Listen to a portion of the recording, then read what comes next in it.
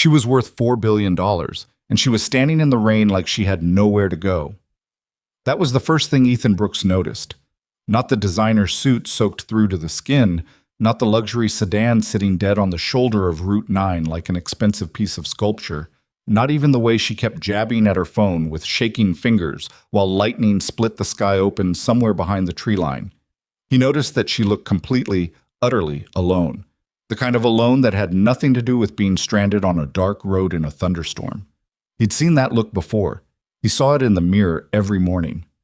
Nobody that night could have predicted what that broken-down car would set in motion. Least of all Ethan, who was just trying to get his daughter home before she fell asleep in the back seat. One act of ordinary decency. One stranger in the rain. And a life that would never look the same again. If you've ever believed that the smallest choices carry the heaviest weight, stay with me. Drop the name of your city in the comments so I can see how far this story travels.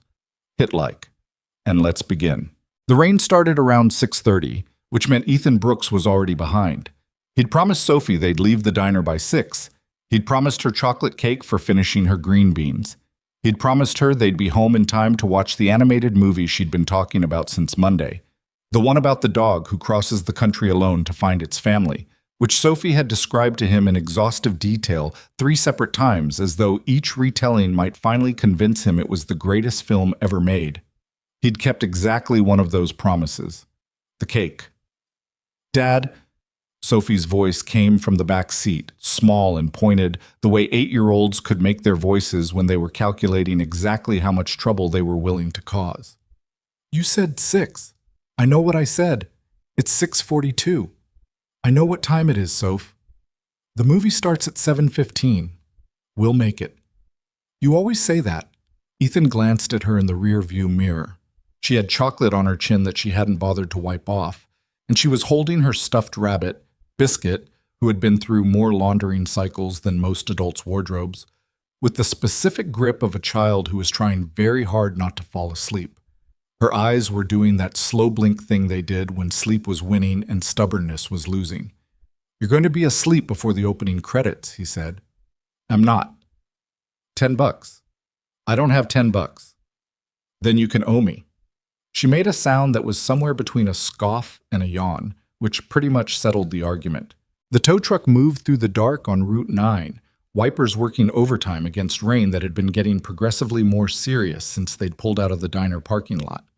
Ethan had the heater going, which meant the cab smelled like motor oil and warm plastic, the specific scent of his life for the past 6 years.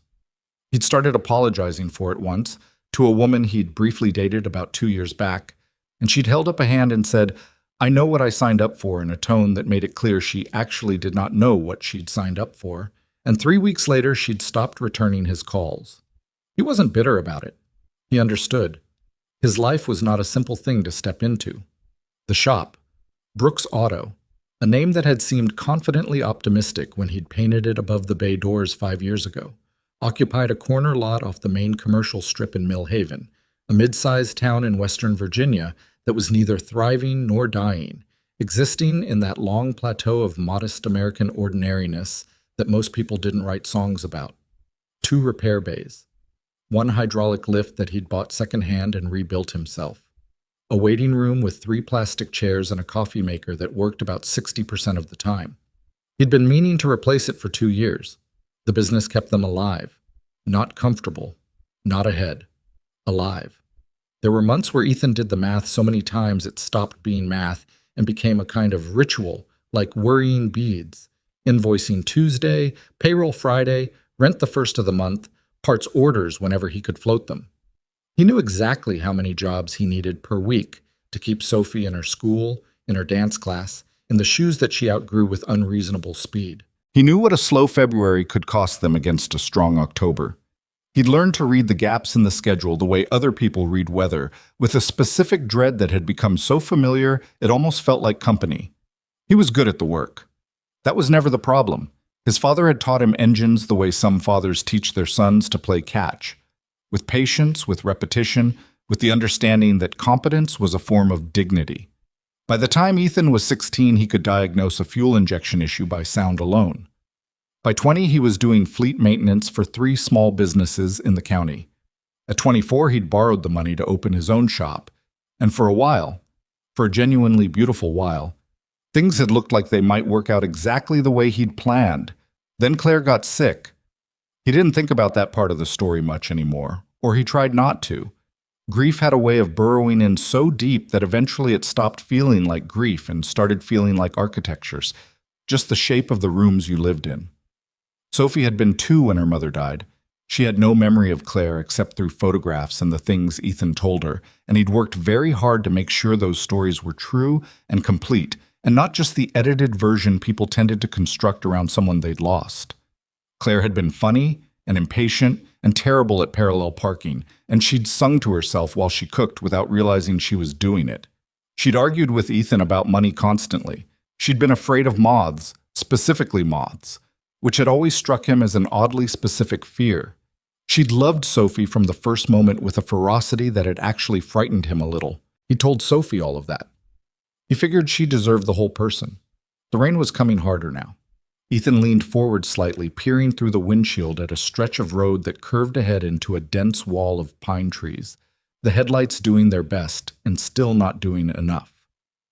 Sophie had gone quiet in the back seat, which meant she was either asleep or pretending to be asleep to win the argument by technicality. He almost missed it. The car was pulled mostly off the shoulder, a dark shape half swallowed by rain and shadow, its hazard lights blinking a slow orange pulse into the dark. A Bentley Continental. Ethan registered the lines of it automatically, the way he always registered cars, sitting at an angle that said it had rolled to a stop rather than being parked with any intention. The hood wasn't up. There was no emergency triangle, just the car, the rain, and a figure standing beside the driver's door with a phone pressed to their ear, not taking shelter, not moving, just standing there in the storm, like they hadn't quite decided what to do yet. Ethan's foot came off the gas. He told himself later that it was automatic, that any reasonable person would have slowed down. He wasn't wrong, but he also knew that slowing down and actually pulling over were 2 different calculations, and the second one involved factoring in Sophie in the back seat, and the hour, and the rain, and the very full schedule he had starting at 7 the next morning. He pulled over anyway. "Stay here," he said quietly, half to Sophie and half to himself. He checked the mirror. She was out, genuinely asleep now, biscuit tucked under her chin, mouth slightly open, the argument about the movie dissolved into the deep, uncomplicated sleep of children. He grabbed the flashlight from the glove box, pulled the hood of his jacket up, and opened the door into the rain. It hit him all at once, cold, hard, insistent, the kind of rain that didn't so much fall as arrive, as though it had been building up pressure somewhere above the clouds, and finally lost patience. He crossed the gap between his truck and the stranded car in about 15 seconds, and felt thoroughly soaked in 12 of them. The person standing by the driver's door turned at the beam of his flashlight, and he got his first look at her. She was younger than he'd expected, maybe 30, give or take. Dark hair that had started the evening in some kind of careful arrangement and was now partially dismantled by the rain. She was wearing a charcoal blazer over a cream-colored blouse, both of which were saturated, and the expression on her face was the particular combination of frustrated and embarrassed that people wore when they were used to being in control, and a situation had removed that option. "Ma'am," he said, raising his voice over the rain, "you need some help?" She looked at him for a second with the specific wariness of a woman alone on a dark road being approached by a stranger. He understood it. He took a half step back, angled the flashlight away from her face, made himself as non-threatening as a 6-foot man in a wet jacket could plausibly make himself. "The engine just stopped," she said. "I was driving and it just stopped. I've called my driver, but he's 40 minutes out and I have a..." She stopped, pressed her lips together. "I have somewhere I need to be." "When did it cut out? Did it sputter or did it just die?" She blinked. "It just died all at once." Ethan nodded, moving toward the front of the car. "Mind if I take a look?" She hesitated for exactly 1 second, then moved back and gestured with her hand. "Go ahead." He popped the hood. The flashlight swept across the engine compartment, and it took him less than 90 seconds to find it. The main battery cable had a connector that had corroded to the point where it had simply lost contact, probably vibration from the road, he thought, combined with the weather. The battery was fine, The alternator was fine. The whole car was fine. It just wasn't connected to itself properly. Got a basic toolkit in my truck, he said. This is a 15-minute fix, maybe 20. She was standing next to him now, looking at the engine the way people looked at things they couldn't read but were trying to. Are you serious? Cable connector, corrosion. Give me a few minutes. He jogged back to the truck, careful not to slam the door when he reached in past Sophie to grab the toolbox from behind the seat. She didn't stir. He stood in the rain for a second, watching her sleep. The easy weight of it, the complete surrender. And something in his chest did the thing it sometimes did when he looked at her when she wasn't aware of it. A complicated kind of ache. Love tangled up with worry in a way that never fully separated. He went back to work. The woman, she'd said her name was Scarlett when he'd asked, offered it briefly, like someone who'd learned to give their first name and wait to see what happened, stood nearby without hovering, which he appreciated. Some people narrated while you worked. Is that serious? Is that bad? Is that supposed to look like that? She just watched. When he asked her to hold the light, she held it exactly where he needed it, without asking questions. You do this a lot, she said at one point. Fix cars? For a living? Yeah. I meant stop for strangers. He worked the connector loose, examined the terminal, started cleaning it with the wire brush from his kit. My dad used to say if you drive past somebody who needs help and you could have stopped, that's on you, stays with you. Most people don't operate that way anymore. I know. He didn't say it like a judgment, just as a fact that lived in the same neighborhood as other facts. She was quiet for a moment. What's your daughter's name? He looked up. She'd nodded toward the truck where Sophie's silhouette was just visible through the rain-streaked back window. Sophie, he said. How old? 8. He paused. She's going to be furious when she wakes up and the movie's already started. Something happened in Scarlett's face then. A small, unguarded thing, like a window opening for a second before someone remembered to close it. You were on your way home. We were on our way home, he corrected, not unkindly. It's fine, this won't take long. It took 18 minutes.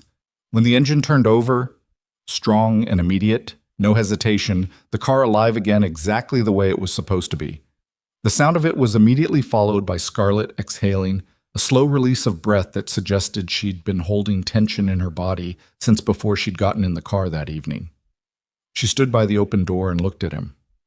What do I owe you? Nothing. That's not... She stopped, started again. You stopped in the middle of a rainstorm with your daughter in the car. You worked on my vehicle. I need to pay you. You don't. I want to. Ethan closed the hood, latched it, wiped his hands on a rag that was already wet. He looked at her.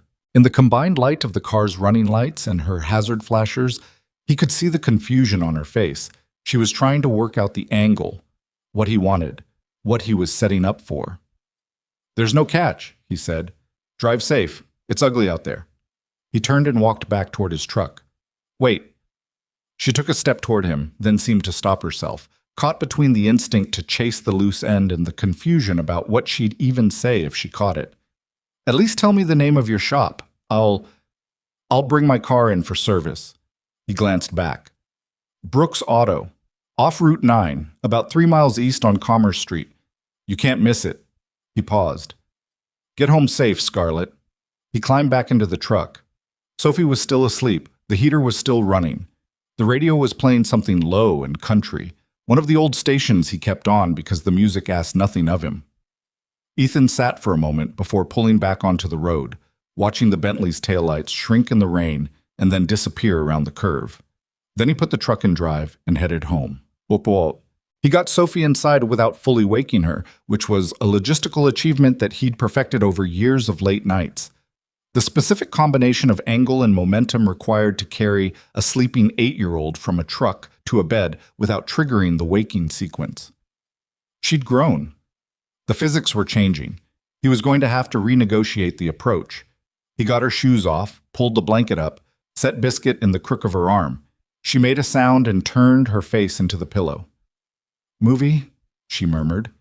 Tomorrow, he said. We'll watch it tomorrow. She was asleep again before the sentence finished. Ethan stood in the doorway for a second, hand on the frame. The room was painted yellow.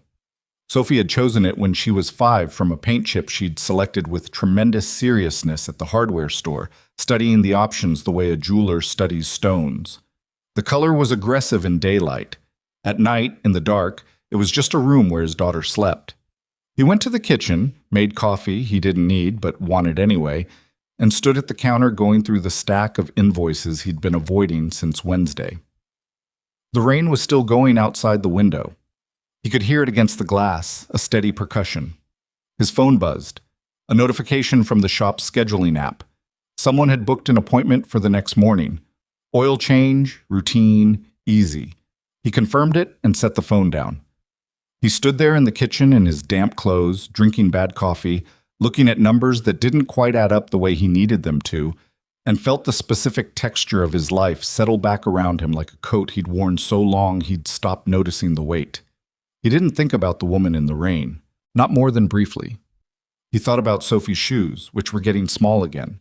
He thought about the compressor in Bay 2, which had started making a sound it shouldn't make.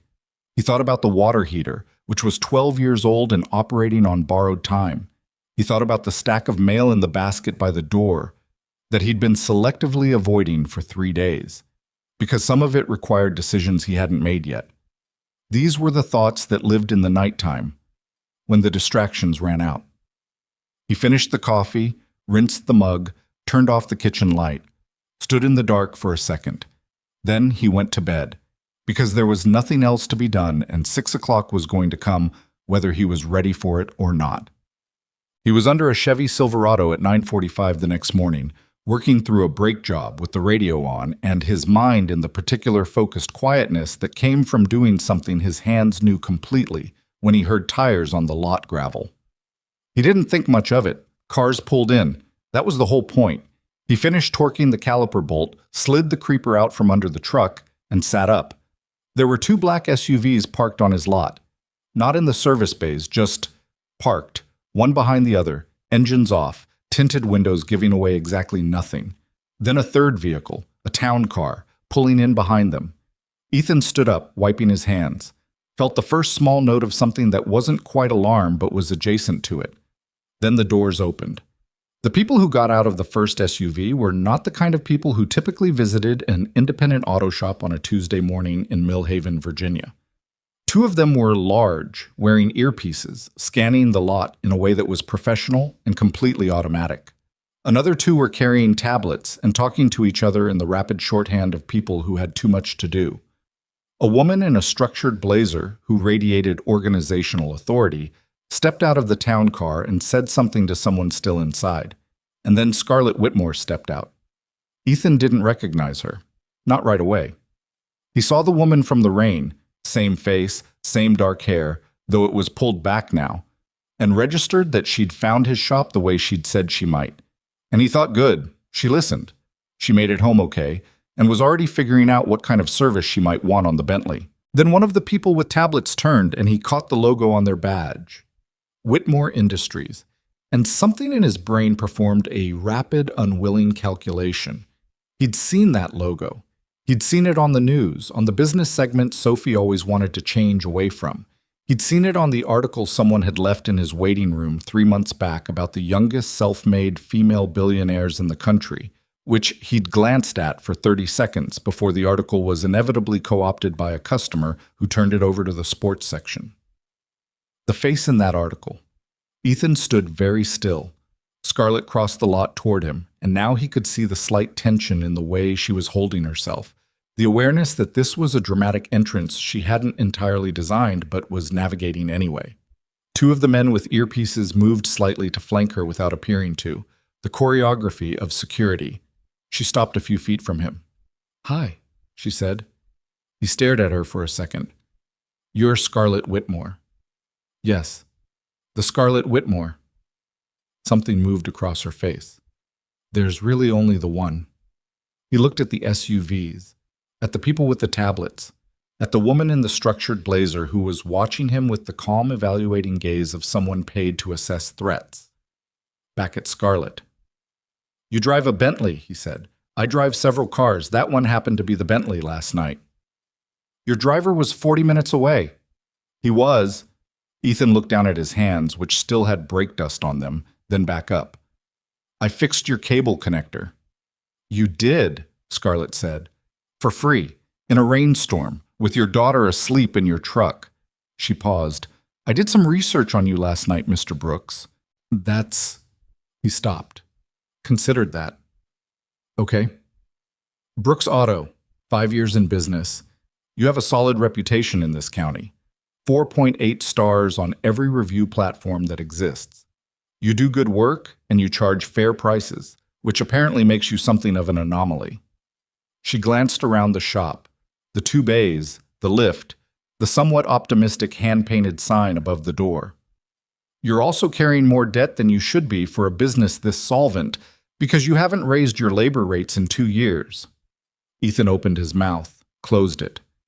I looked at the public filings, she said, almost apologetically. It's what I do. I look at numbers. I don't... He tried to find the sentence. I don't know what you want from me, Ms. Whitmore. Scarlett. She reached into the interior pocket of her blazer. And what I want is to do something that I'm finding is actually harder than I expected. She held out an envelope. I want to pay you for last night, fairly. For your time, your expertise, and what I'll call the inconvenience premium of being in the rain with your kid in the car. He didn't take the envelope. She waited. I told you last night. I know what you told me. She hadn't lowered the envelope. Mr. Brooks, I have approximately 300 people on my payroll who do nothing but take things from me. Information, time, credit, opportunities. It is genuinely unusual for me to encounter someone who declines something I'm offering. I'm not entirely sure what to do with it. You don't have to do anything with it, Ethan said. I didn't stop to get something. I know you didn't. That's why I'm here. She tilted her head slightly. The people who stop because they want something, I can handle those people. They're predictable. They want money or access or a favor that'll pay out later. I know that math. She paused. You just fixed my car and told me to drive safe. That's what you do when someone needs help. In my experience, Scarlett said quietly, it isn't. The two of them stood there for a moment in the silence of the lot, the sound of the main road a low constant in the background. The morning sun making the puddles from last night's rain look briefly beautiful. Then the door to the waiting room banged open, and Sophie came out with a juice box in one hand and biscuit in the other. Because it was spring break and she was supposed to be reading in the waiting room, but she'd clearly heard voices and decided that was more interesting. She looked at the SUVs. She looked at the people with tablets. She looked at Scarlett. Who are you? Sophie said, with the complete straightforward directness of a child who had not yet learned the social convention of pretending you don't want to know something. Sophie, Ethan said. I'm Scarlett, Scarlett said. Sophie looked at her for a second. You were in the rain last night. I saw you out the window. A bead of something crossed Scarlett's face that she didn't quite manage to keep off of it. You weren't asleep? I was almost asleep, Sophie said with precision. There's a difference. Sophie, Ethan tried again. She's nice, Sophie said to Ethan, as though delivering a verdict she'd arrived at through careful analysis. Then to Scarlett. Are you famous? The woman in the structured blazer made a small sound that might have been a suppressed laugh. Scarlett looked at Sophie with the expression of someone who had fielded 1,000 strategic questions from some of the most sophisticated people in the world and was finding this one unexpectedly difficult. Some people know who I am, she said. So yes, Sophie said. Yes. My dad fixed your car. He did. He's really good at fixing cars. Sophie said it simply, without performance, the way you state something that's just true. He fixed Mrs. Okafor's car once, and she cried. Like, actually cried. Because she needed it for work, and she didn't have money to pay him, and he fixed it anyway. Sophie? There was more weight in his voice this time. She glanced at him. What? It's true. The lot was quiet for a second. Scarlett slowly put the envelope back in her pocket. She looked at Ethan, really looked at him, the way she hadn't quite let herself do in the rain when the equation had seemed simpler. There was something happening behind her eyes that she was keeping mostly internal. I'll tell you what, she said. I have a meeting I'm already late for. But I have 5 cars, Mr. Brooks, and they all need regular service. I'd like to bring them here, if you'll take the business. That's all. A business arrangement. Ethan looked at her for a long moment. You don't need to drive 40 minutes to Millhaven to get your cars serviced, he said. You have 12 dealerships within 10 miles of wherever you live that would detail your fleet for you. Probably, she said. But none of them fixed my car in a rainstorm without asking what was in it for them. He studied her face. The challenge in it. The thing underneath the challenge that he couldn't quite read, but that felt real. The way some things felt real before you had the language to name them. All right, he said finally. Bring the cars. Scarlett nodded, once like a deal closed. I'll have my assistant call to schedule. She started to turn. Scarlett? She turned back. He looked at her steadily. For what it's worth, you made it home safe. Something moved across her face. She held it for a second. Yeah, she said quietly. I did. She walked back to the town car.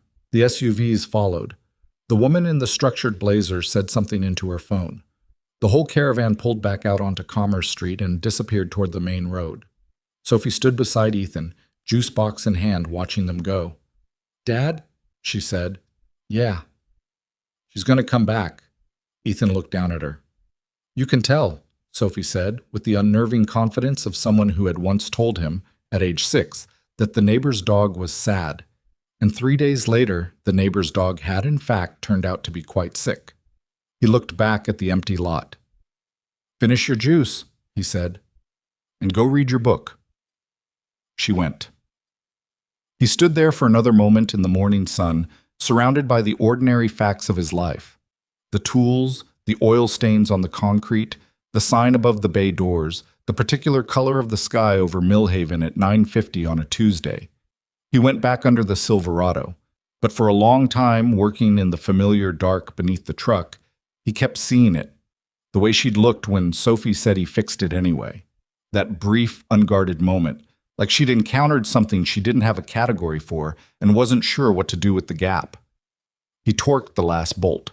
Outside, somewhere on Route 9, a car passed. Another. The ordinary traffic of ordinary life moving through an ordinary town. He slid back out from under the truck and got back to work. The Bentley came back 4 days later. Ethan was in the middle of diagnosing an overheating issue on a 2019 Ford Escape when he heard the crunch of expensive tires on his lot gravel and looked up to see the Continental pulling in. Alone this time. No SUV escort, no tablet-carrying assistants, just the car and presumably Scarlett behind the wheel. He watched through the open bay door as she parked with more care than the lot actually required, straightened the wheel, cut the engine. She sat in the car for about 10 seconds before getting out. He noticed that. The sitting. Like she was deciding something, or finishing deciding something she'd already mostly decided. She got out wearing dark slacks and a lightweight jacket, her hair down this time, and walked toward the bay without the performance of her first visit. No entourage to manage the optics. Just her, crossing his lot on a Thursday morning like it was something she did regularly. The assistant was supposed to call, Ethan said. I told her not to. Scarlett stopped at the edge of the bay, hands in her pockets. Is that a problem? He looked at her for a moment. You drive yourself? When I want to think. Where's the security detail? I told them I was going to the dry cleaner. He almost smiled. Almost. And you came here instead. The car needs an oil change, she said, and the way she said it carried the small, specific guilt of someone using a technically true statement to avoid a fuller truth. The Bentley Continental W12 needs an oil change at a 1,000-mile interval minimum, Ethan said. I'd want to see the service record, but I'm guessing you're not 1,000 miles past your last one. She looked at him. Are you going to turn away a customer? I'm going to do the job right, he said. Pull it into Bay 2. She pulled it into Bay 2. He got the service record from her. She pulled it up on her phone, sent it to his email, and he noticed the last oil change had been done 11 weeks ago by a dealership in the city, and the car had barely cleared 400 miles since. He didn't say anything about it. He ordered the correct oil while she settled into one of the plastic chairs in the waiting room, and he noticed she didn't take out her phone the way most people did. She just sat, looking at the small laminated sign above the coffee maker that said, "Out of order." again in what Sophie had written with a black marker after the third consecutive failure, because she'd thought it was funny and Ethan had been too tired to argue. "Your daughter wrote that sign," Scarlett said through the open doorway between the waiting room and Bay 2. She thought it was funnier than a plain sign. She was right. He checked the oil level first out of habit, then pulled the drain plug. "She wants to be a comedian," he said, "or a marine biologist. The list changes. Last month it was a weather forecaster. What do you want her to be?" He thought about it for a second, the way the question deserved.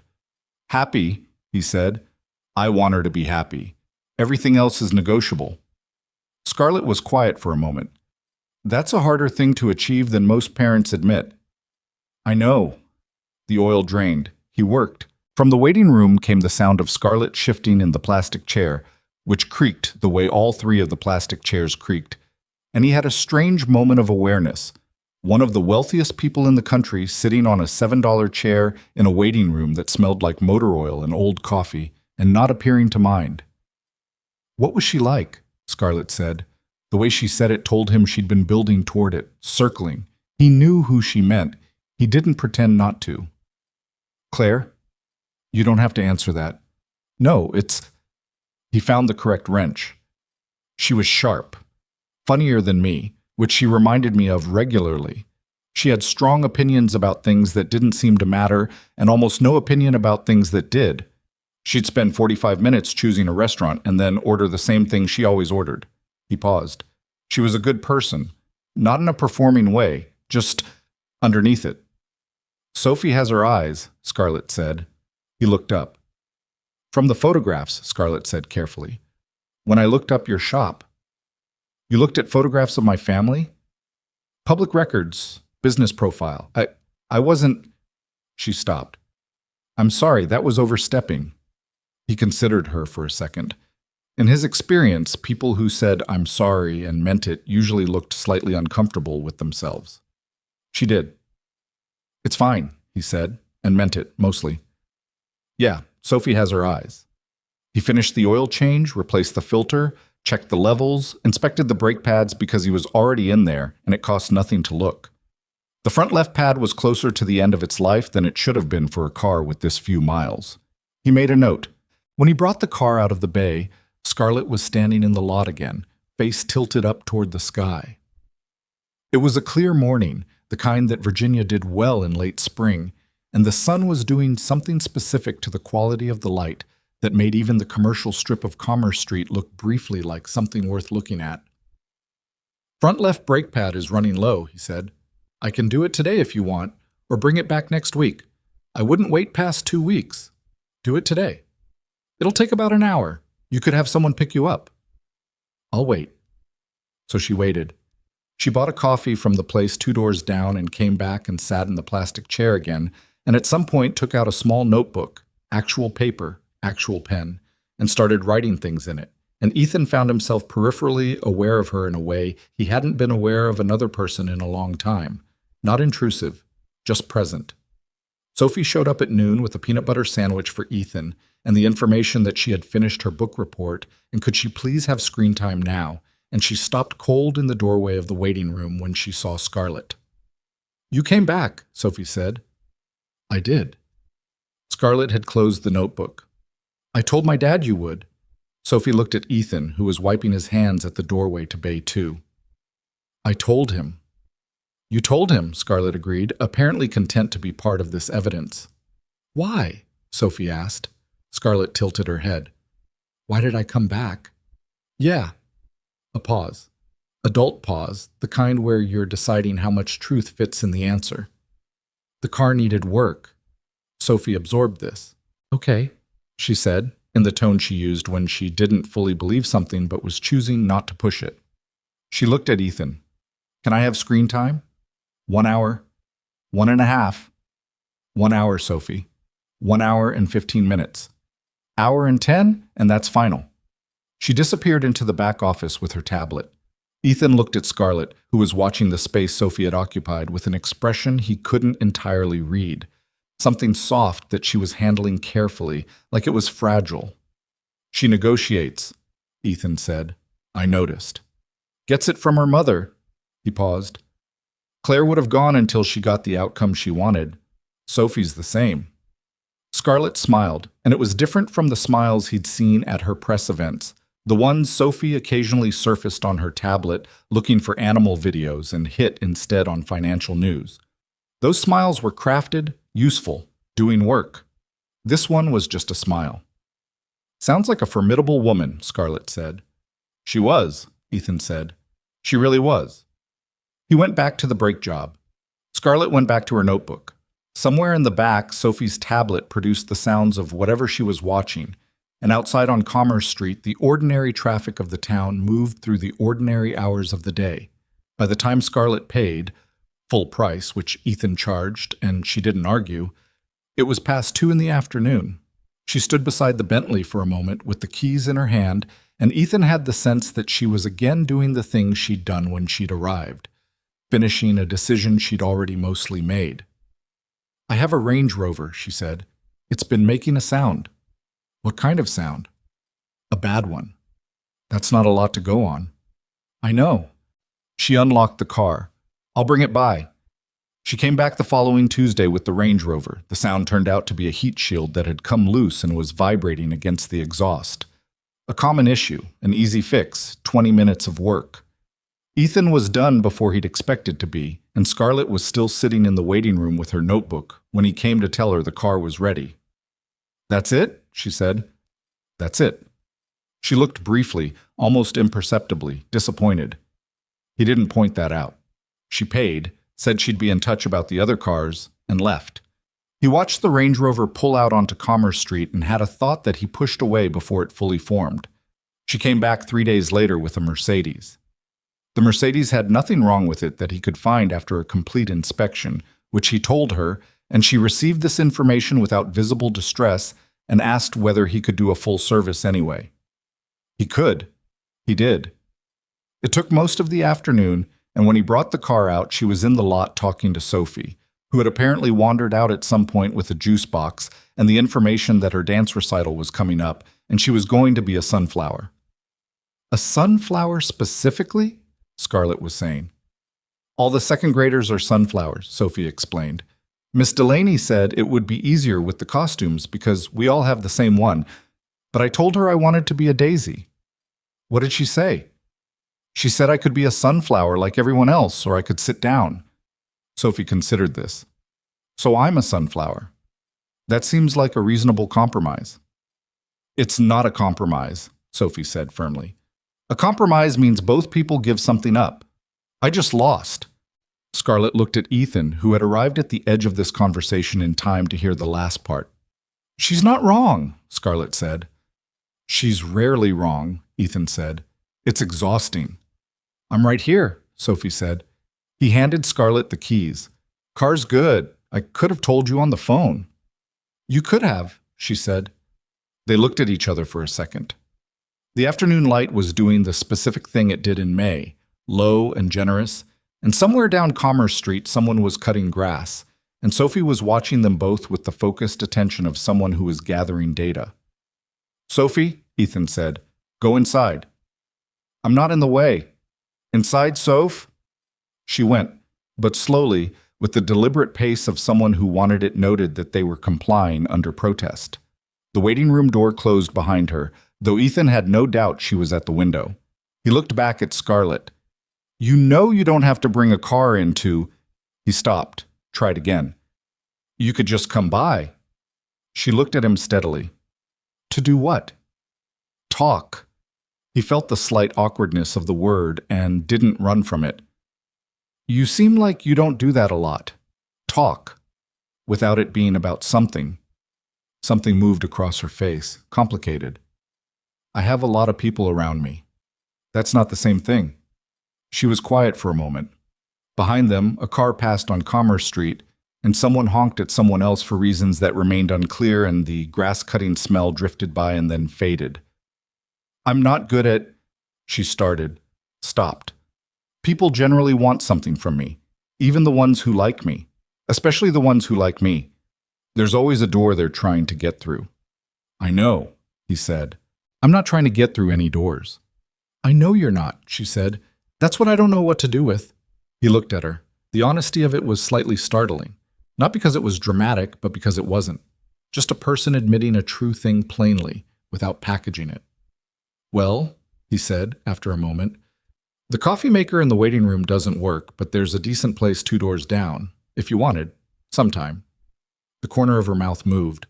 "I'm aware of the place 2 doors down." "Right. You're asking me for coffee." "I'm offering coffee," he said, "in the general vicinity of the shop, because you're here often enough that it might as well be intentional." She looked at him for another second. Then she looked down at the keys in her hand. "I have a call at 4, she said, "and then another at 5:30. "Okay. But I could move the 4 o'clock. He nodded. "Coffee's cheap." "I'm aware of the price of coffee, Ethan." It was the first time she'd used his first name. Neither of them mentioned it. They walked down to the place 2 doors down and sat at the small table by the window and drank coffee for an hour and 15 minutes. The conversation moved through territory that surprised him. Not business, not the shop, not her company. She talked about growing up in Richmond in a house where there was never quite enough, where her mother had worked 2 jobs and her father had been absent in the particular damaging way that absent fathers were. She talked about the scholarship that had gotten her to college and the idea she'd had at 22 that had become, through a combination of obsessive work and several pieces of luck she was honest about, the beginning of Whitmore Industries. She talked about the way success had changed the room around her without changing her, and how for a long time she hadn't noticed, and then one day she had, and by then the room had been different for years. He talked about Claire, more than he'd talked about her in a long time, more than he usually permitted himself. He talked about the first year after, the specific mechanics of grief combined with the specific mechanics of solo parenting an infant, which left no time for the grief to breathe, which was in some ways a mercy and in other ways a postponement.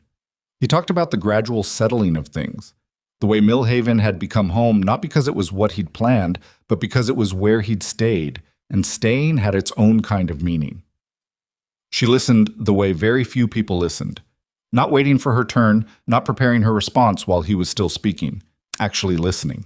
The coffee place had exactly 3 other customers during the hour, and 15 minutes they were there, and not one of them recognized Scarlett Whitmore, which might have been because she was sitting in a coffee shop in Millhaven, Virginia, or might have been because the version of herself she was presenting that afternoon looked so different from the woman on the magazine covers that there was simply no frame of reference. She looked, Ethan thought, like a person. He said that, on the walk back to the shop. He said it without thinking and immediately knew it had come out wrong. I didn't mean, no, she said. I know what you meant. It came out strange. You meant I seemed like I was off the clock. Something like that. She was quiet for a pace or two. I don't get that a lot, she said. To just be a person. You should get it more. She looked at him sideways. You're very straightforward. Is that a problem? No, she said. It's genuinely unusual. But no. They were back at the lot. The afternoon had shifted, the light going from generous to something more complex, the shadows extending. Inside the shop, Ethan's last appointment of the day was due in 40 minutes. Scarlett unlocked the Mercedes remotely. The lights blinked. The other 2 cars, she said. What about them? They both need service. He looked at her. Do they? She met his eyes without flinching. Probably not urgently, she admitted, but they'll need it eventually. He nodded slowly. I'll be here. She got in the car. He stood on the lot and she rolled the window down. Ethan. Yeah. She seemed to be looking for the right words and not quite finding them. Thank you, she said finally. For the coffee. $2.40, he said. Don't mention it. She smiled. That real one again, the one that didn't look like it was performing anything. Then she put the car in reverse and backed carefully out of the lot and turned onto Commerce Street and was gone. Ethan stood there for a moment. The grass-cutting smell had faded entirely now. A truck rumbled past on the main road.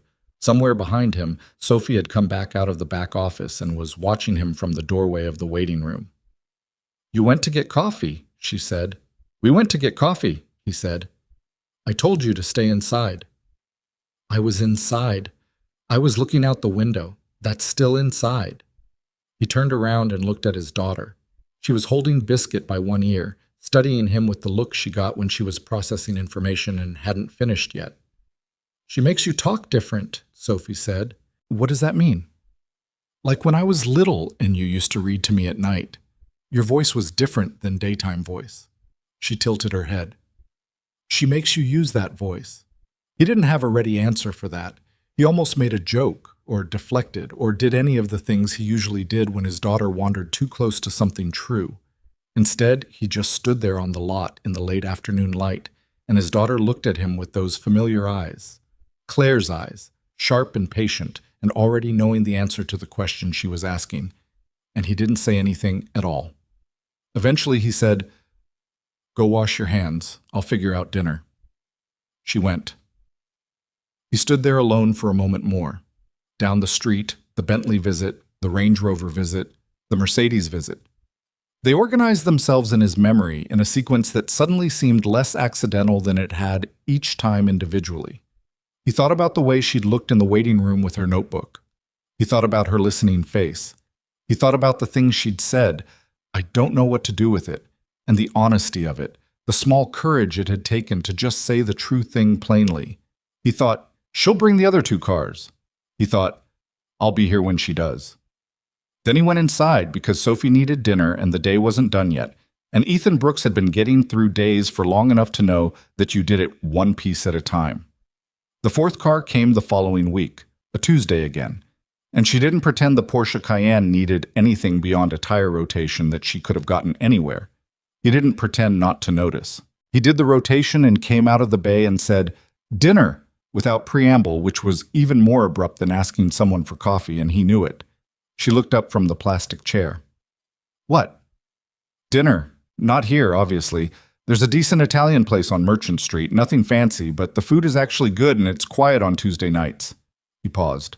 "Or not, if that's—" "What time?" she said. 7. "I'll get someone to stay with Sophie." She looked at him for a second. That measuring look, but different from the way she'd used it the first time she'd walked onto his lot. Less assessment, more something else. "You've never done this before," she said. "Asked someone to dinner. Recently, I mean." He considered lying about this, then didn't. "No." "Neither have I," she said. "Asked anyone, or said yes." "Okay."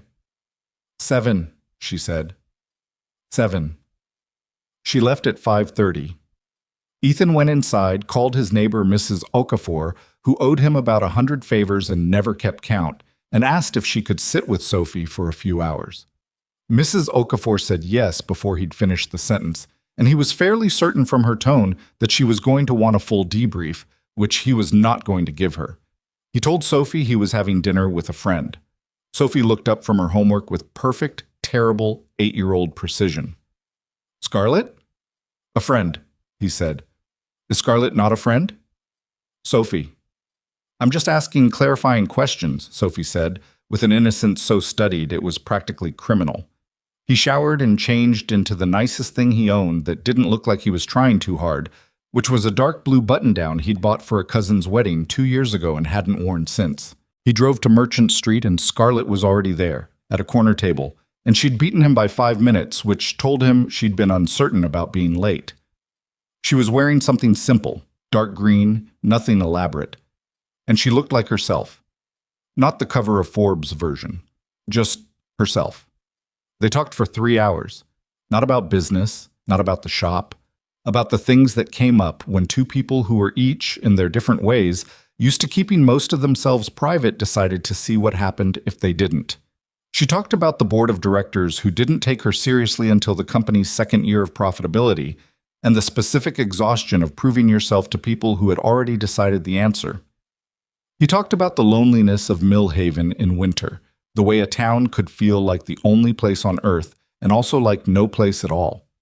She talked about her apartment in the city, which had been designed by someone expensive and felt like a hotel she lived in.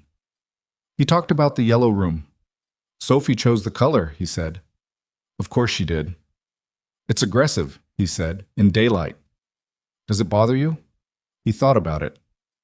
"No," he said. I think I'd miss it if it were different. She looked at him over the rim of her water glass. That's a very specific kind of love, she said. The kind where you love the thing even though it's a lot. He looked back at her. Yeah, he said. It is. The restaurant was quiet, the way she'd said it would be. A few other tables, low music, no one looking at them. She seemed to decompress incrementally through the meal, tension leaving her shoulders by slow degrees. And he found himself watching the process with more attention than he'd intended. When the check came, he reached for it. Ethan. The tone was a warning. I asked you to dinner. I own a company worth. I asked you to dinner, he said steadily. She looked at him, then she moved her hand away from the check. This is going to be a recurring thing, isn't it? She said. You doing things the way you're going to do them regardless of the math. Probably, he said. I find that frustrating, she said. And also, she paused. I don't know, something else. I know, he said. Outside the restaurant on Merchant Street, they stood for a moment in the cooling night air. The street was quiet, a few cars, the ordinary sounds of a town winding down toward 9 o'clock. I keep coming back to the shop, she said. I want to be clear that I know what I'm doing. Okay.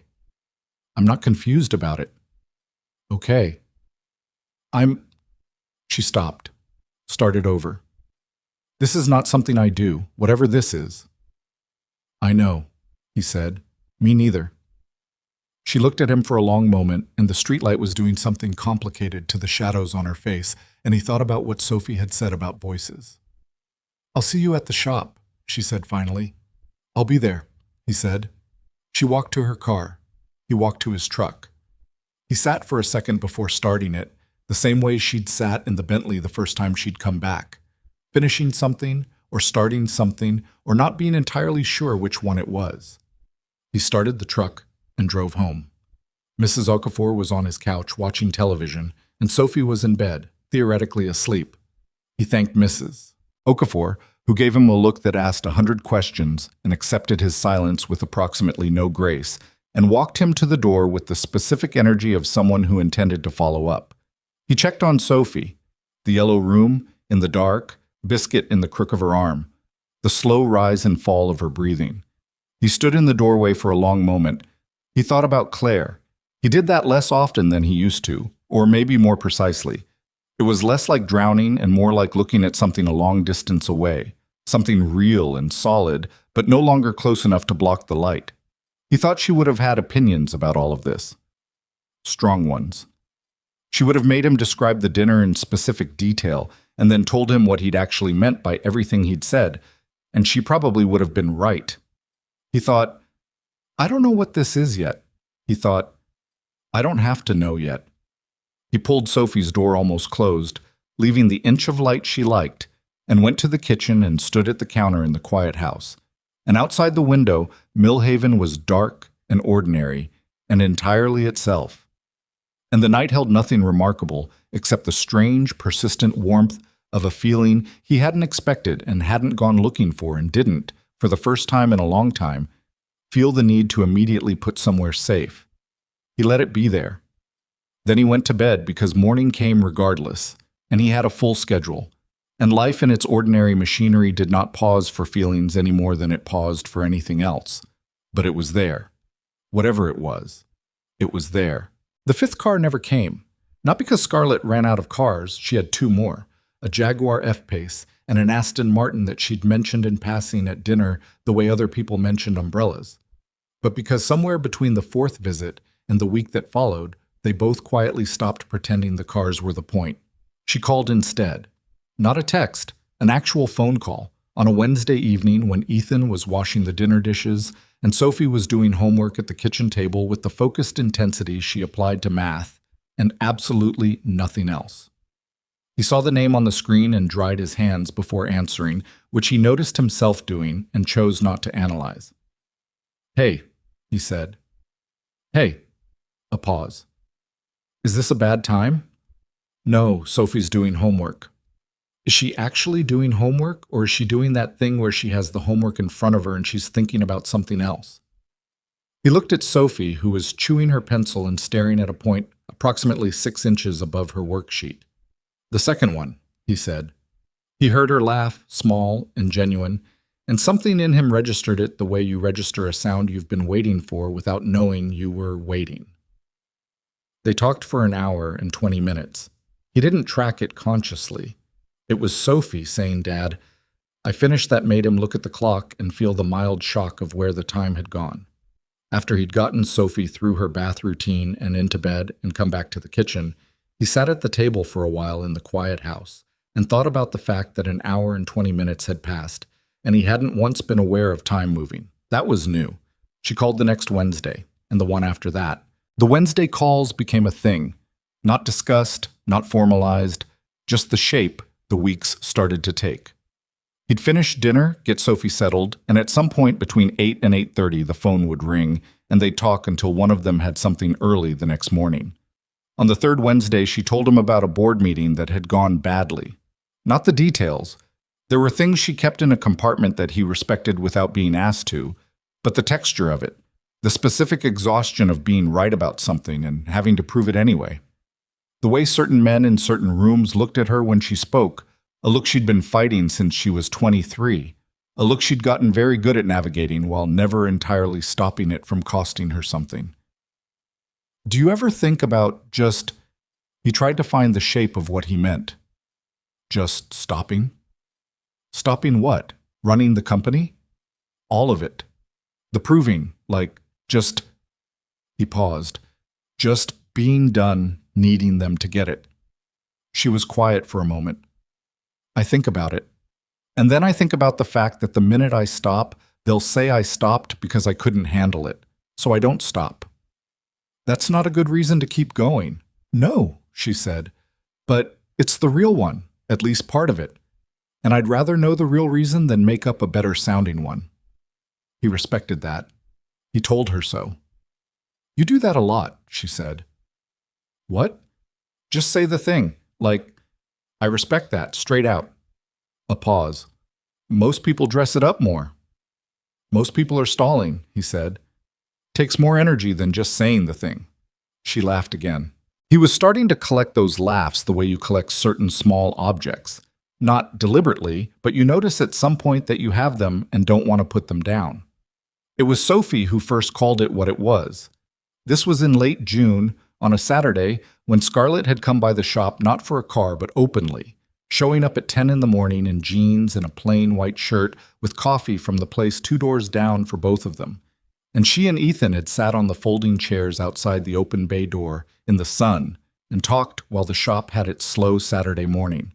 Sophie had been inside with Biscuit and her drawing pad, allegedly drawing, but she appeared in the doorway at some point with the drawing pad in hand and sat cross-legged on the concrete between the two of them and started drawing without commentary. After about 15 minutes, she held up the drawing pad. She'd drawn 3 figures, a tall one, a medium one, a small one. The small one was holding something that might have been Biscuit or might have been a cloud. Her artistic ambitions occasionally exceeded her technical execution. All 3 figures were in a row. That's us, she said. Ethan looked at the drawing, looked at Scarlett, looked back at Sophie. Scarlett was looking at the drawing with the careful expression of someone who understood the weight of the thing being offered and didn't want to handle it wrong. It's a good drawing, Soph, Ethan said. I know, Sophie said, with the breezy confidence she applied to things she was actually uncertain about. She put the drawing pad back in her lap. Then, to Scarlett, are you my dad's girlfriend? The folding chair Ethan was sitting on was not designed for anyone making sudden movements, and he managed not to tip it, but it was close. Sophie, it's a question, Sophie said. You said I should ask questions when I don't understand something instead of just assuming. That was about science, Sophie. It's applicable.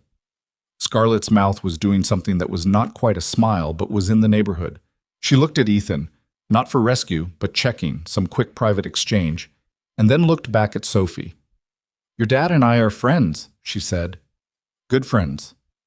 Sophie considered this. Mrs. Okafor is Dad's friend. He doesn't look at Mrs. Okafor like that. Like what? Ethan said. Sophie gestured vaguely, the way 8-year-olds gestured when they didn't have adult vocabulary for something they'd nonetheless observed with complete accuracy.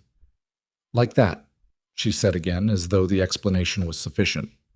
Ethan looked at Scarlett. Scarlett looked at Ethan. The morning sun was coming down on the three of them in front of Brooks Auto on Commerce Street on a Saturday in late June, and somewhere a lawnmower was running, and the coffee was getting lukewarm, and his daughter was watching them both with the frank empirical gaze of a scientist who'd done the experiment and was waiting for the data to catch up with the results. "Go draw something else," Ethan said. "I'm already drawing something else," Sophie said, head already back down. It was another 2 weeks before Ethan said anything. He was aware during those 2 weeks of the precise architecture of his own hesitation. Not fear exactly, or not just fear. Something more considered. Sophie was in the equation in a way that was non-negotiable. Whatever he moved toward, she moved with him, and she was 8, and she'd already lost one person, and the math of that was not simple. He also knew, and this was harder to look at directly, that Scarlett's world was not his world.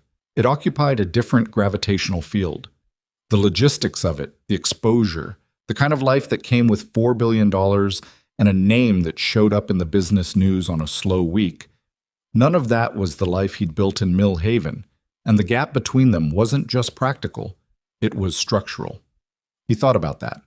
He didn't resolve it, but he thought about it honestly, which he figured was the most he could do.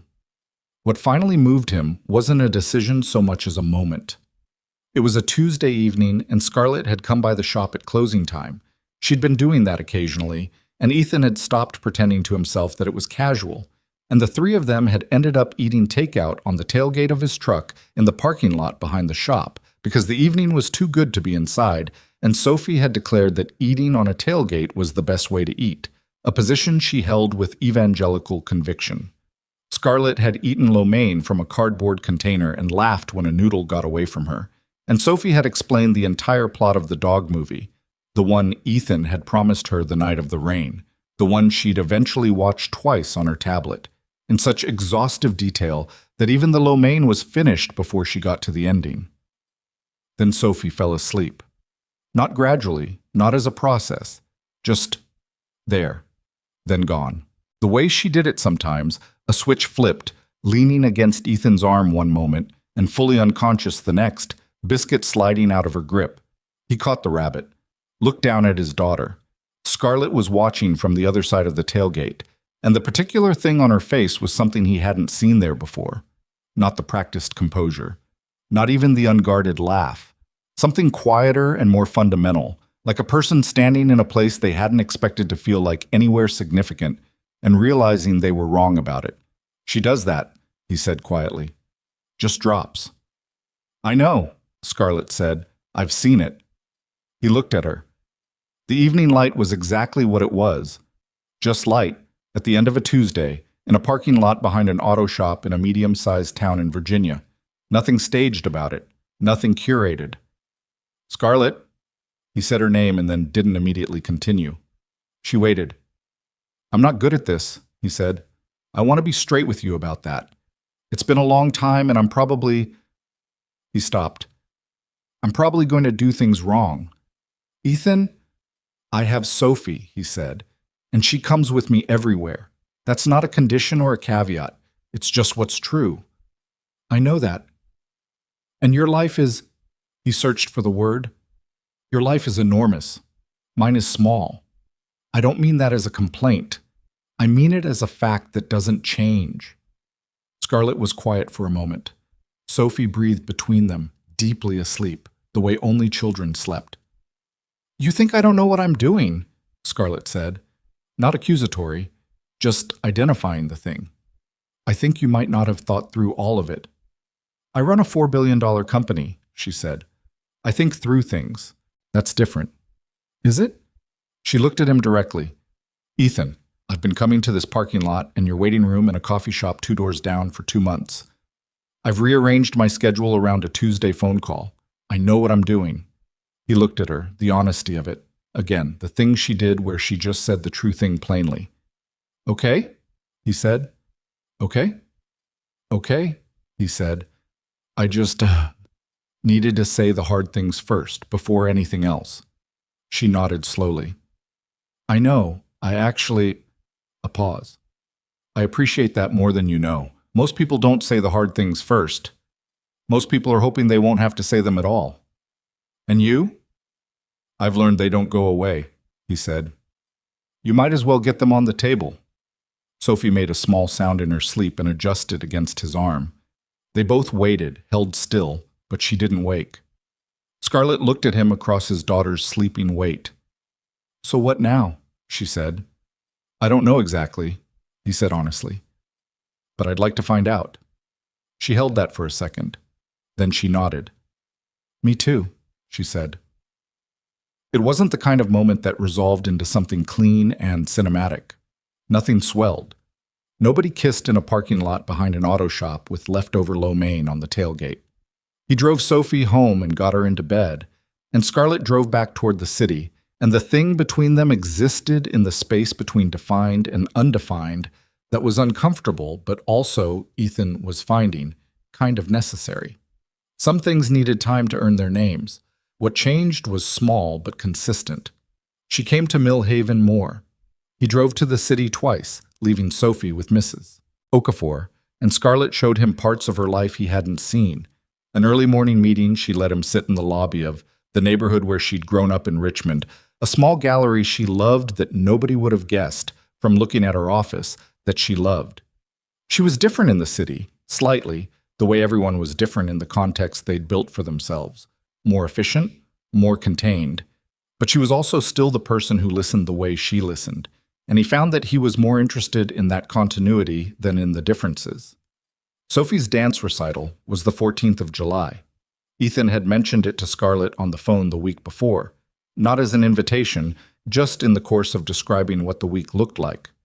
And Scarlett had said what time in the straightforward way she asked for things she wanted, and he'd told her, and she'd said I'll be there and moved on without making it a thing. She was there. She arrived 3 minutes before it started and found the seat he'd saved and sat down. And Sophie, who was backstage in a yellow sunflower costume that Ethan had spent an impressive amount of time affixing correctly, did not see her come in. The recital was the kind of event that was beautiful specifically because it was imperfect. 12 second graders in identical costumes who had been taught a 3-minute routine and who performed it with a range of accuracy that had nothing to do with effort, and everything to do with the fact that they were 8. Sophie was near the left end of the row, and she was mostly in sync and completely focused, brow furrowed with the concentration she applied to things that mattered to her, and for about 45 seconds in the middle of the routine, she was perfectly precise, and Ethan felt the specific parental thing that was too large for the moment it happened in. He looked sideways at Scarlett. She was watching Sophie. Her hands were in her lap, and she was leaning forward slightly, and her face was doing the thing it had done in the parking lot the evening Sophie had fallen asleep. That quiet, unguarded thing. Like she was somewhere she hadn't expected to be moved, and was being moved anyway. She caught him looking. Didn't look away. After the recital, Sophie found them in the lobby, still in the sunflower costume, headpiece slightly askew, and launched herself at Ethan with the full-body velocity of a child who had just performed in public and survived. He caught her, spun her once. I saw you mess up the third count, he said. I recovered, she said firmly. You recovered well, Scarlett said, and Sophie turned to look at her, and the look that crossed Sophie's face was something Ethan didn't have a word for. Surprise and pleasure and something more complicated.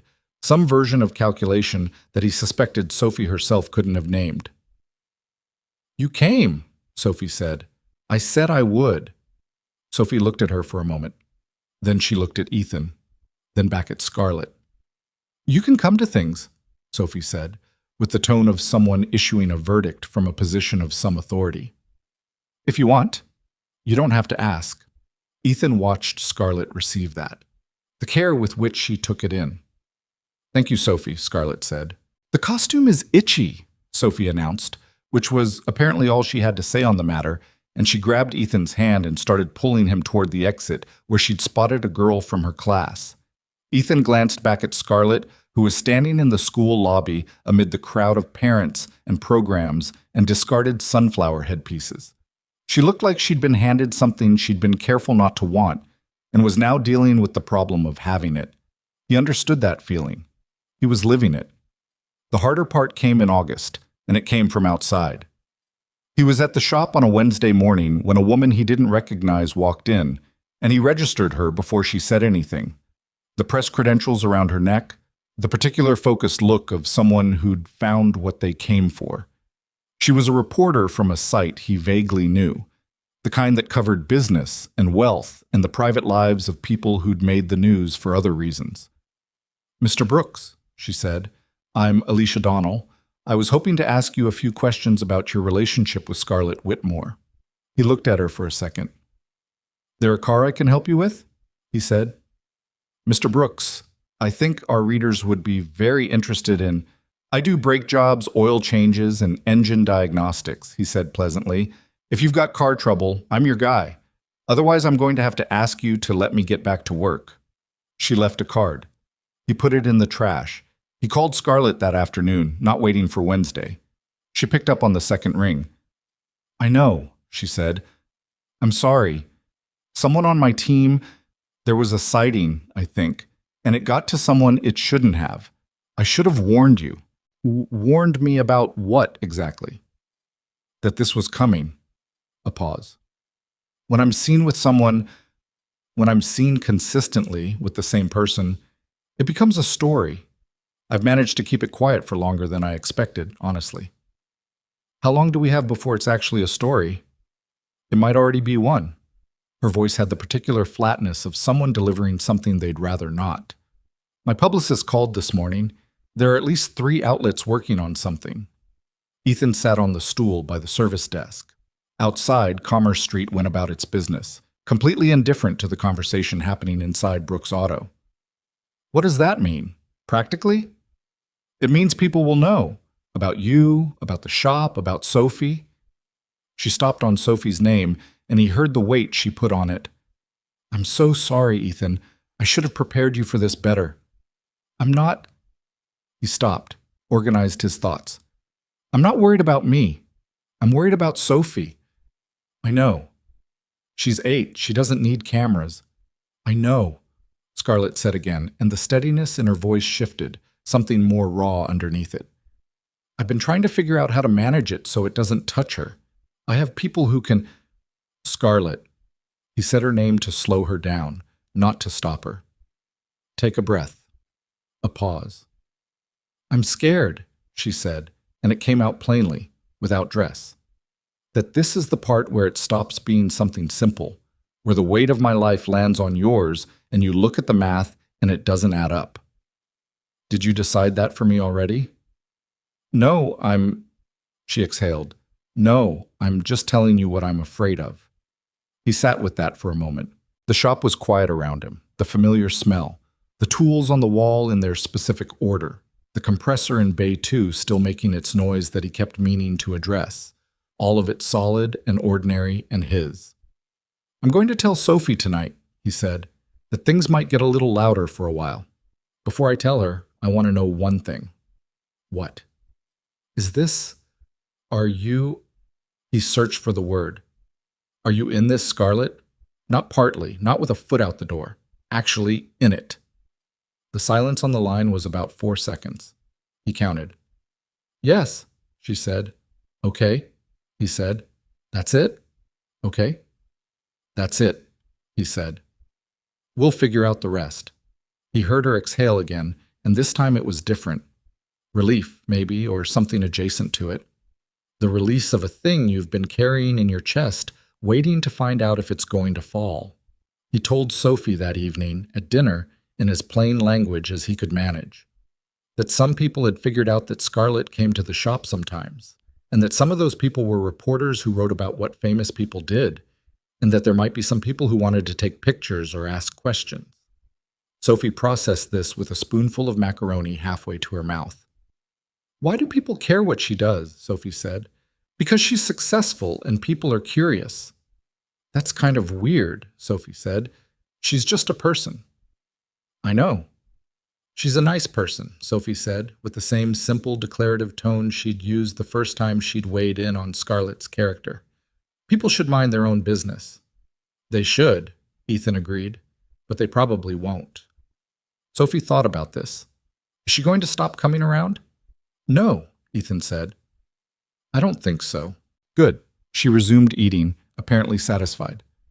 Then, can I have more mac and cheese? He gave her more mac and cheese. The evening held ordinary in its shape. He washed dishes, Sophie had her bath, Biscuit was located under the bed where he'd apparently been all day, and the yellow room was yellow, and the house was the house. He called Scarlett after Sophie was asleep. She handled it, he said. How? Said people should mind their own business, and asked for more macaroni. A sound from Scarlett that was half laugh, half something that might have been the beginning of tears, quickly managed. She's something else. Yeah, he said. She is. Ethan. Her voice had gone quiet, the way it did when she was saying the true thing. I know this is complicated. I know I bring a lot. I know the exposure isn't what you signed up for. You didn't sign up for a small shop in Millhaven and a kid who needs extra macaroni either, he said. We both took on a lot. I don't think of Sophie as a lot. I know you don't, he said. That's kind of the whole thing, Scarlett. You know that, right? A pause. Yeah, she said softly. I think I'm starting to.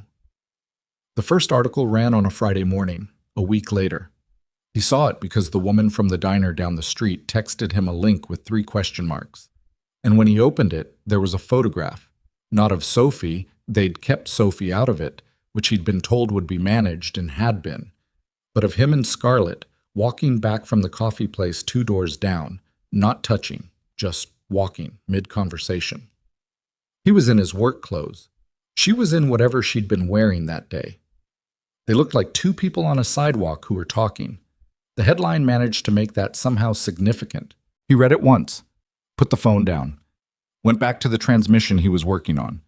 By noon, he'd gotten 12 texts, including 3 from people he hadn't spoken to since high school, and his shop's phone had rung 4 times from numbers he didn't recognize. He didn't answer the unfamiliar ones. He texted back the people he knew with some variation of, I'm good, thanks for checking in. Mrs. Okafor came by at lunch, not pretending to have a reason, and sat in the waiting room and looked at him. You're okay? She said. I'm fine, he said. The article says, I know what it says. She looked at him. She'd known him for 5 years, watched him figure out single fatherhood from close range, brought soup when Sophie had the flu, and lent her car twice when his truck was down. She was one of the specific kind of friends who didn't need you to explain things. She's good to you? Mrs. Okafor said. Yeah, he said. She is. And Sophie? Sophie told her she can come to things. Mrs. Okafor absorbed this. She nodded, once, the verdict clear.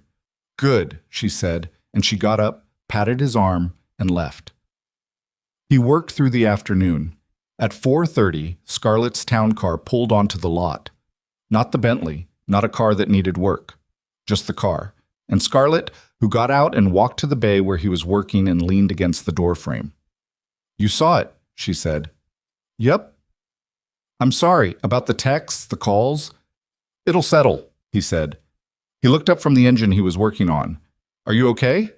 She looked slightly startled, the way she sometimes did when a question was about her rather than the situation. She considered. I'm okay. They say anything about you that wasn't true? A few things. Mostly they got the facts right and the meaning wrong, which is what they usually do. She crossed her arms, not defensively, just against the afternoon air. There'll be more pieces. It gets heavier before it gets lighter. Okay. That doesn't bother you. It bothers me, he said. I'm not saying it doesn't. I'm saying I know what I signed up for. She looked at him for a long moment, leaning in the doorway of the bay, the afternoon light behind her, the ordinary sounds of Commerce Street in the background. You said that to me, she said, about the girl you dated, that she said she knew what she signed up for and then didn't. I remember. I'm not going to be that, she said. It wasn't a promise made to sound good. It was just the true thing, said plainly, the way she said things. He believed her, not because she'd said the words, but because he knew, by now, the difference between the words she used carefully and the ones she used to perform. This was careful. I know, he said. She stayed for another hour, sitting in the folding chair outside the bay while he finished the transmission job, talking sometimes and quiet other times, and the specific texture of it, the easiness of being in the same space, the way silence between them had never been empty, was something he turned over in his mind like a smooth stone. How quickly it had happened, how unlikely it was, how real it felt despite the unlikeliness. Sophie came home from Mrs. Okafor's at 5:30 and immediately went to Scarlett and told her, at length, that a girl in her class had seen the article and asked a lot of questions that Sophie had found annoying. "What did you say?" Scarlett asked. "I said she was my dad's friend and it was none of her business," Sophie said. "Did that work?" "No," Sophie said. But then the bell rang. Scarlett looked at Ethan over Sophie's head. He looked back. "Dinner?" he said. "Yeah," she said. They went inside, the three of them, into the house that smelled like whatever Mrs. Okafor had been cooking at her place next door, and Sophie argued about what to watch, and Ethan started something easy in the kitchen, and Scarlett sat at the kitchen table with her notebook, and then put the notebook away and just sat.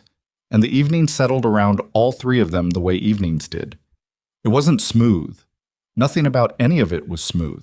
But it was real, and it was theirs, and for the first time in longer than he could precisely calculate, Ethan Brooks moved through the hours of a day and felt, under everything else, a kind of steadiness that had nothing to do with the money in the account or the jobs on the schedule or any of the variables he'd spent 6 years managing alone. It was just the thing that happened when the right people were in the room. He didn't say that out loud. He just kept cooking. But he felt it, clearly and without decoration, all the way through to the end of the evening, when the dishes were done and Sophie was asleep, and Scarlett stood at the door putting on her jacket and looked at him. "Same time Wednesday?" she said. "Same time Wednesday," he said. She left.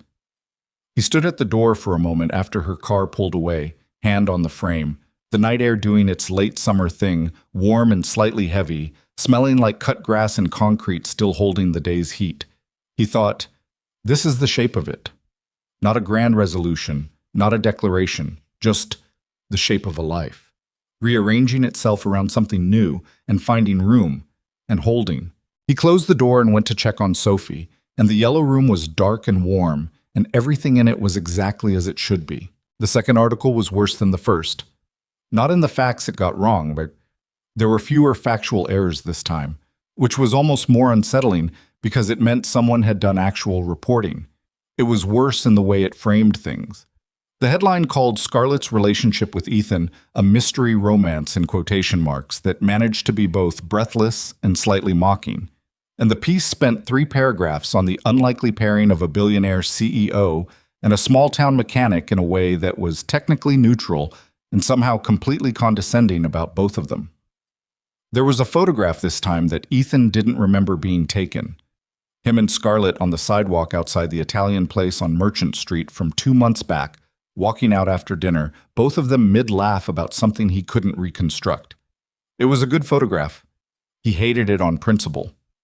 The piece didn't mention Sophie by name. It mentioned sources close to Whitmore who described the relationship as serious and unexpected given her usual social circle, which told Ethan that someone in Scarlett's orbit had talked to someone they shouldn't have, and that this was a problem with a human cause somewhere that was going to bother her more than the article itself. He was right about that. She called at 7 in the morning, before he'd gotten Sophie up for school, which was outside their usual pattern, and told him the temperature of things before she said anything. "Someone on my team talked," she said. "I don't know who yet, but I'm going to find out." "Are you okay?" "I'm angry," she said, with a precision that suggested this was the most accurate available description. "I'm angry because I've been careful. I've been very deliberate about keeping us, in a space where it could just be what it is without being performed for an audience, and someone decided that information was worth something to them." "Scarlett, I know." She exhaled. "I know I can't control everything. A pause. "I'm tired of my life being content for other people." He understood that in the specific way that came from having lived through the smaller version of it, the texts, the curious stares on Commerce Street that had started appearing after the first piece, the woman at Sophie's school who'd asked him, with unconvincing casualness, how he knew Scarlett Whitmore while Sophie stood next to him looking at the woman with barely concealed disdain. Does it change anything? He asked. The article, for you. No, she said immediately. Then we deal with it and keep going. Just like that. What else would we do? She was quiet for a moment, then, you are genuinely the least dramatic person I've ever been involved with. Is that a complaint? No, she said. It's a relief. I didn't know it was going to be a relief until it was. He got Sophie up and made breakfast and walked her to the corner where the school bus stopped, which he'd been doing every morning since school started back in September. Partly because it was habit, and partly because there had been a photographer on Commerce Street twice in the past 3 weeks, and he wanted any image of his daughter nowhere near a camera lens. Sophie knew, in the vague way that children absorbed information without being told directly, that there was more attention than usual on their ordinary life. She hadn't complained about it. She'd mostly seemed to regard it as mildly interesting and fundamentally irrelevant, which was, Ethan thought, exactly the right response. At the bus stop, she said, Is Scarlett coming this weekend? Maybe. Why? I want to show her the thing I'm making in art class. What are you making? A papier-mâché bowl, Sophie said. It's not done yet, but it's going to be really good. How do you know it's going to be good if it's not done? Because I can picture it, she said, with the serenity of an artist who'd never been introduced to the concept of gap between vision and execution. The bus came. She got on without looking back, which was a thing she'd started doing in September, and he stood at the corner for a second watching the bus pull away and doing the calculation he always did, the one about how quickly she was becoming someone who didn't need to look back. He found it equal parts good and terrible, the way most things about parenting seem to be. The weekend Scarlett came, she sat at the kitchen table while Sophie showed her the papier-mâché bowl in its current state, which was lumpy and structurally ambitious in a way that its execution hadn't yet supported. Scarlett examined it with the seriousness she applied to things Sophie offered her. The shape is interesting, she said. It's supposed to be oval, Sophie said. It's close. It's kind of a weird oval. Organic, Scarlett said, like something you'd find in nature. Sophie considered this revision. Yeah, she said, warming to it. Yeah, it's organic. She took the bowl back with renewed confidence. Ethan was at the counter making coffee. He caught Scarlett's eye over Sophie's head, and she gave him a look that said she was perfectly aware she'd just spun a lumpy bowl into an aesthetic philosophy, and she wasn't sorry. He shook his head. She smiled. It was that kind of Saturday, loose and unplanned in the way that the planned days rarely managed to be. Sophie talked at length. Scarlett listened with the attention she gave everything Sophie said, which wasn't performance, Ethan had long since determined, but genuine. Sophie interested her. The specific way Sophie's mind worked, the particular combination of precision and imagination, the 8-year-old logic that was both completely coherent and entirely its own system. Scarlett was genuinely fascinated by it. At some point in the afternoon, Sophie fell asleep on the couch with a book on her chest and Biscuit balanced improbably on her feet, and the house went quiet in the specific way it went quiet when Sophie was out, a different quiet from when she was just in another room, deeper and more complete. Ethan and Scarlett sat at the kitchen table with their coffee. Can I ask you something? Scarlett said. Yeah. She turned the mug in her hands. When did you know that things with Claire were serious? He thought about it honestly. About 6 weeks in, he said. We were in the car and a song came on and she started singing and she didn't know I was looking at her and I just knew. Not that it would work out, just that it mattered, that I wasn't going to be unchanged by it regardless of what happened. Scarlett nodded slowly. She was looking at the mug. Why? He said. She looked up. I'm trying to work out what I know, she said, about this. About us. I don't have a lot of reference points for this kind of thing working. My parents didn't work. Most of the relationships I've watched closely haven't worked. And She stopped. I've been cautious with things that mattered for a long time because it was easier than risking them. I know, he said. I'm not being cautious with this, she said. I want you to know that. I'm not holding part of myself in reserve. And that's new for me, and it's a little... She searched for the word. Exposed. He looked at her across the table. Yeah, he said. It is. Does that scare you? Being exposed? Letting someone be exposed with you. He thought about it. The real answer, not the easy one. A little, he said, because I know what it costs if it goes wrong. I know what it costs Sophie if it goes wrong. So yeah, it scares me. But you're doing it anyway. I'm doing it anyway, he said. She held that for a second. Okay, she said. Okay, he said. It was not a dramatic exchange, but it was the truest conversation they'd had yet, and they both knew it, and the knowing of it sat in the kitchen like a third presence, quiet and consequential. What neither of them accounted for was Marcus Hale.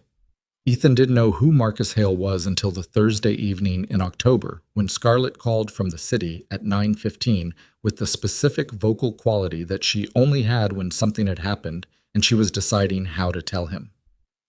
I need to tell you something, she said, before you see it somewhere else. He sat down on the arm of the couch. Okay. There's going to be a piece, maybe tomorrow, maybe the day after, about me and someone I was involved with before. His name is Marcus Hale. He's an investor. We were together for about 8 months, 2 years ago. It ended badly. She paused. He's been talking to someone. I don't know which outlet yet, but the gist of it is going to be that I'm emotionally unavailable, that I used him to improve my public profile, and that I ended things because he started costing me more than he was worth strategically. Is any of that true? No.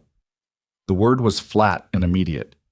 Then, partially, the emotionally unavailable part. I was, 2 years ago. I wasn't good at being open with people. I've been working on that. A pause. The rest of it is revision. He's angry, and he has an audience willing to listen because he runs in circles where my reputation matters. What do you need from me? She seemed to pause at that question, like she'd expected something else. I wanted you to know. I didn't want you to see it without context. Okay. He thought about it. Do you want to come here this weekend? Or I can come to the city. Whatever works. You're not... She stopped, started over. You're not going to ask me if it's true? You told me it wasn't. I know I did, but usually there's more questions. Was it actually over? Did I have feelings for him? Is he going to be a problem going forward? Scarlett, he kept his voice even. Did you tell me the truth just now? Yes. Then I don't have more questions, he said. I trust you or I don't. I do. A long pause. Ethan? Her voice had changed, gone quieter, the way it got when she was feeling something she hadn't expected to feel. You can't just... I just did, he said. Come this weekend if you want, or I'll come to you. Either way. She came Friday evening. She arrived at the house, not the shop, which was something that had been changing gradually. The gradual migration from professional territory to personal, from waiting room to kitchen table to the couch, where they'd watch 2 movies with Sophie between them. Sophie asleep before the end of both. Ethan and Scarlett talking in low voices over her about things that had nothing to do with the films. The piece about Marcus Hale ran Saturday morning. It was, as Scarlett had predicted, ugly in its framing. There were quotes attributed to sources who described a relationship pattern and character traits that Ethan recognized as technically constructed from facts arranged to create a false impression. The specific editorial dishonesty that was harder to fight than a lie because it wasn't technically one. Sophie found it. Not on purpose. She'd been looking for something about marine biology on the tablet, and the algorithm had served her something she hadn't asked for, the way algorithms served children things they hadn't asked for. And she came to Ethan in the kitchen holding the tablet with the look she got when she was uncertain how to feel about something. People are saying mean things about Scarlett, she said. Scarlett was at the kitchen table. She had seen Sophie come in, had clocked the tablet, knew what was on it. I know, Ethan said. Are they true? He looked at Scarlett. Scarlett looked at Sophie. Some of it is from things that happened, Scarlett said. But the way it's written makes it mean something different than what actually happened. Sophie frowned. That's lying. It's a kind of lying that's hard to prove, Scarlett said. That's the worst kind, Sophie said, with conviction. Scarlett looked at her. Yeah, she said softly. It is. Sophie put the tablet down on the counter, screen down, like she was putting it away. You shouldn't read it, she told Scarlett. It's just going to make you feel bad, and you can't change it. She then went to find Biscuit, who had gone missing again. Ethan watched Scarlett watch Sophie leave the room. There was something happening in Scarlett's face that he'd seen in variations before, but not quite like this. The complete dissolution of the public-facing composure, not into distress, but into something more fundamental. Like a wall coming down not because it had been battered, but because it had simply become unnecessary. She's extraordinary, Scarlett said quietly. I know, he said. Scarlett stopped. She just handled it, like it was obvious. Just don't read it, you can't change it. 8 years old. She has her mother's instincts, he said. Scarlett looked at him, then she looked at the table. He watched her put her hands flat on the surface, a grounding gesture, something to hold on to. I'm sorry, she said. That this comes with me. The articles, Stop, he said. Ethan, I know what you are, he said. I know what your life looks like. I knew before I said I was in it. He sat down across from her. Are you going to keep apologizing for existing? She looked at him. Because I'd rather you didn't, he said. I'd rather you just be here. That's all I want. You here, in this kitchen, on a Saturday morning, that's the whole thing. She was quiet for a long moment, long enough that Sophie reappeared with Biscuit and took in the scene with her particular diagnostic gaze and apparently determined it was fine because she sat down at the table and opened a book without comment. Eventually, Scarlett said, Okay, he said. Across from him, Sophie turned a page without looking up, and the Saturday morning continued, and the article existed somewhere on the internet where articles existed, and in the kitchen on that specific street in Millhaven, the three of them were just people at a table, which was both the smallest and the most significant thing. October became November, and November brought cold and the particular quiet of a town settling in for winter. Scarlett's visits shifted shape slightly, less the spontaneous drop-ins of summer, more deliberate, longer. She stayed for dinner more often than she drove back to the city. She learned where Ethan kept the good knives and which burner on his stove ran hot. Sophie appointed her the official reader of the second chapter at bedtime when Ethan was too tired, a privilege that Scarlett accepted with more solemnity than Sophie's handoff of it warranted. He noticed the way she was in the house, the way she moved in it, no longer with the slight tentativeness of a guest figuring out the right amount of space to occupy, but with the ease of someone who knew which chair creaked and how to get the back bathroom faucet to stop dripping without fully turning it off. He noticed this and chose not to make it a thing, because some things were better as processes than as announcements. What he couldn't control was the board. Scarlett told him on a Wednesday call in November, her voice carrying the particular controlled flatness that meant she was holding something at arm's length in order to describe it. There's a faction on the board that wants me to manage my public image more carefully, she said, meaning they want me to end this. He was quiet for a second. They said that. Not directly. They said, the language was about brand consistency and stakeholder perception, and the way my personal life was creating noise in quarters where Whitmore Industries needed clarity. A pause.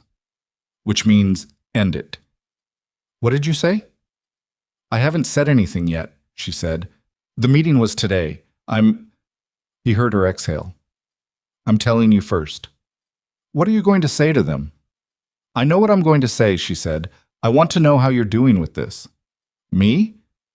This is your life they're talking about managing, she said, and there was an edge in her voice that he recognized.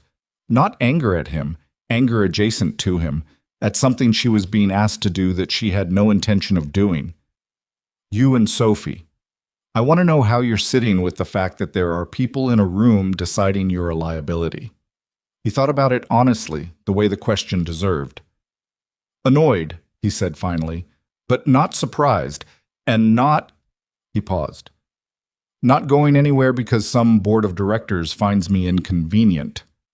She made a sound that was quiet and low, something released. Scarlett, he said, what are you going to tell them? I'm going to tell them, she said carefully, that my personal life is not a board agenda item, and that if the company's stakeholders have a problem with who I choose to spend my time with, that says considerably more about the stakeholders than about my choices. That's going to make them angry.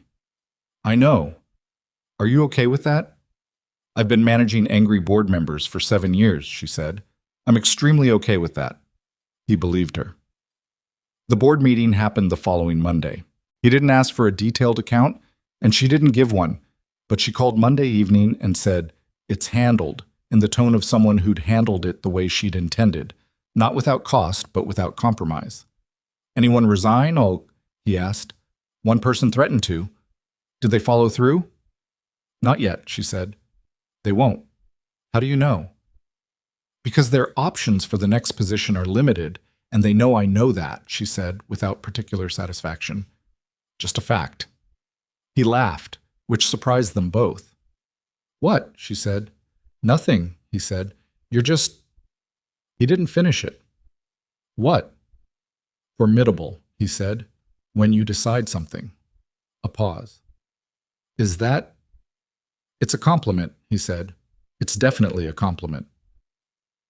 December was the month things shifted in the way that felt permanent rather than incremental. It happened on a Sunday, the 14th of December, which was cold in the specific way Virginia got cold in December. Not brutal, but settled, like the cold had decided to stay and wasn't going to announce itself every day. Just be there. Ethan had gotten a tree, a real one, a 7-foot fir from the lot on the edge of town, and it was in the living room in the stand that always leaked slightly no matter what he did, and Sophie had been decorating it for 2 hours with the focused intensity she applied to things she loved. Scarlett had arrived at noon with a casserole dish and the information that she'd been given a recipe by someone on her staff and had made it herself, which turned out to mean that she had made it herself in the way that people who rarely cooked made things, with complete attention, some anxiety, and a result that was technically correct but had been approached with more care than technique. It was good. He told her so. "You're being nice," she said. "It's good," he said. "The bottom layer is a little overcooked, but the rest of it is genuinely good." "There it is." "You said you wanted honesty." She pointed at him. "I said I appreciated honesty. That's different from wanting it." Sophie materialized from the living room. "Is the food done? I'm hungry." "You were hungry 12 minutes ago when I told you it needed 12 more minutes," Ethan said. "That was 12 minutes ago," Sophie said with impeccable logic. After dinner, Sophie went back to the tree. Ethan cleaned up, and Scarlett sat at the counter on a stool and talked to him while he washed dishes, which was a thing that had started happening naturally. The talking while he did domestic things, the ease of it, the specific pleasure of someone's voice in the room while your hands were busy. At some point, Sophie appeared in the doorway. "I can't reach the top," she said. "I'll get the step stool," Ethan said. "Scarlett's taller," Sophie said, with the pragmatism of a person selecting the most efficient tool. Scarlett looked at Ethan. He made a gesture. "Go ahead." She went to the living room. Ethan dried his hands and followed, and stood in the doorway. Sophie was holding out a star, an old one, the kind with the gold foil peeling at one point, listing slightly to the left because of a bend in one of the points that Ethan had never quite gotten straight. Claire had bought it at a drugstore in the first year they were together, 3 months after they'd started dating, at a store that didn't exist anymore. Sophie didn't know that. She just knew it was the star, and it went on top and it always went on last. She was holding it out to Scarlett. Scarlett looked at it. Then she looked at Sophie. Something moved through her face. The recognition, maybe, of what was being asked, of what the star might represent, of the weight of being the one handing it up this year. "You sure?" Scarlett said quietly, just to Sophie. "Yeah," Sophie said. "You're tallest." Scarlett took the star, carefully, both hands. She reached up and fixed it at the top of the tree, adjusted it twice until the bend in the point faced the back where you couldn't see it. She stepped back. The three of them stood in the living room in front of a slightly imperfect tree with a slightly imperfect star on top, and the lights Ethan had already strung made everything warmer than it was. Sophie said, "It looks good." Ethan said, "Yeah, it does." Scarlett didn't say anything. She was looking at the star. Then she looked at Ethan, and the thing in her face was the most unguarded it had ever been. No layer under it, no management. Just a person in a moment that had gotten through every defense she'd ever built without asking permission. He reached over and took her hand. She looked down at their hands, then back up at him. Sophie was already moving back toward the couch, having completed the task, ready for whatever came next with the easy adaptability of childhood. "Okay," Ethan said softly. Scarlett turned to him. Her eyes were slightly bright, which she was choosing not to acknowledge, and he was going to let her not acknowledge it. "Okay," she said. They stood like that for a moment, in the living room, in the light of the tree, his daughter on the couch behind them starting something on her tablet, the casserole cooling on the stove, the old star slightly crooked at the top, all of it imperfect in every way that mattered and perfect in the only way that did. He didn't have the language for what this was yet. He was starting to think he didn't need it. Later that night, after Sophie was asleep and the tree lights were still on because he always forgot to turn them off and had stopped fighting the fact, he and Scarlett sat on the couch in the quiet living room with the distance between them that had been gradually closing for months and was, tonight, essentially gone. She had her head tilted back against the couch cushion, looking at the ceiling or at nothing in particular. He was looking at the tree. "My board thinks I should be more strategic," she said.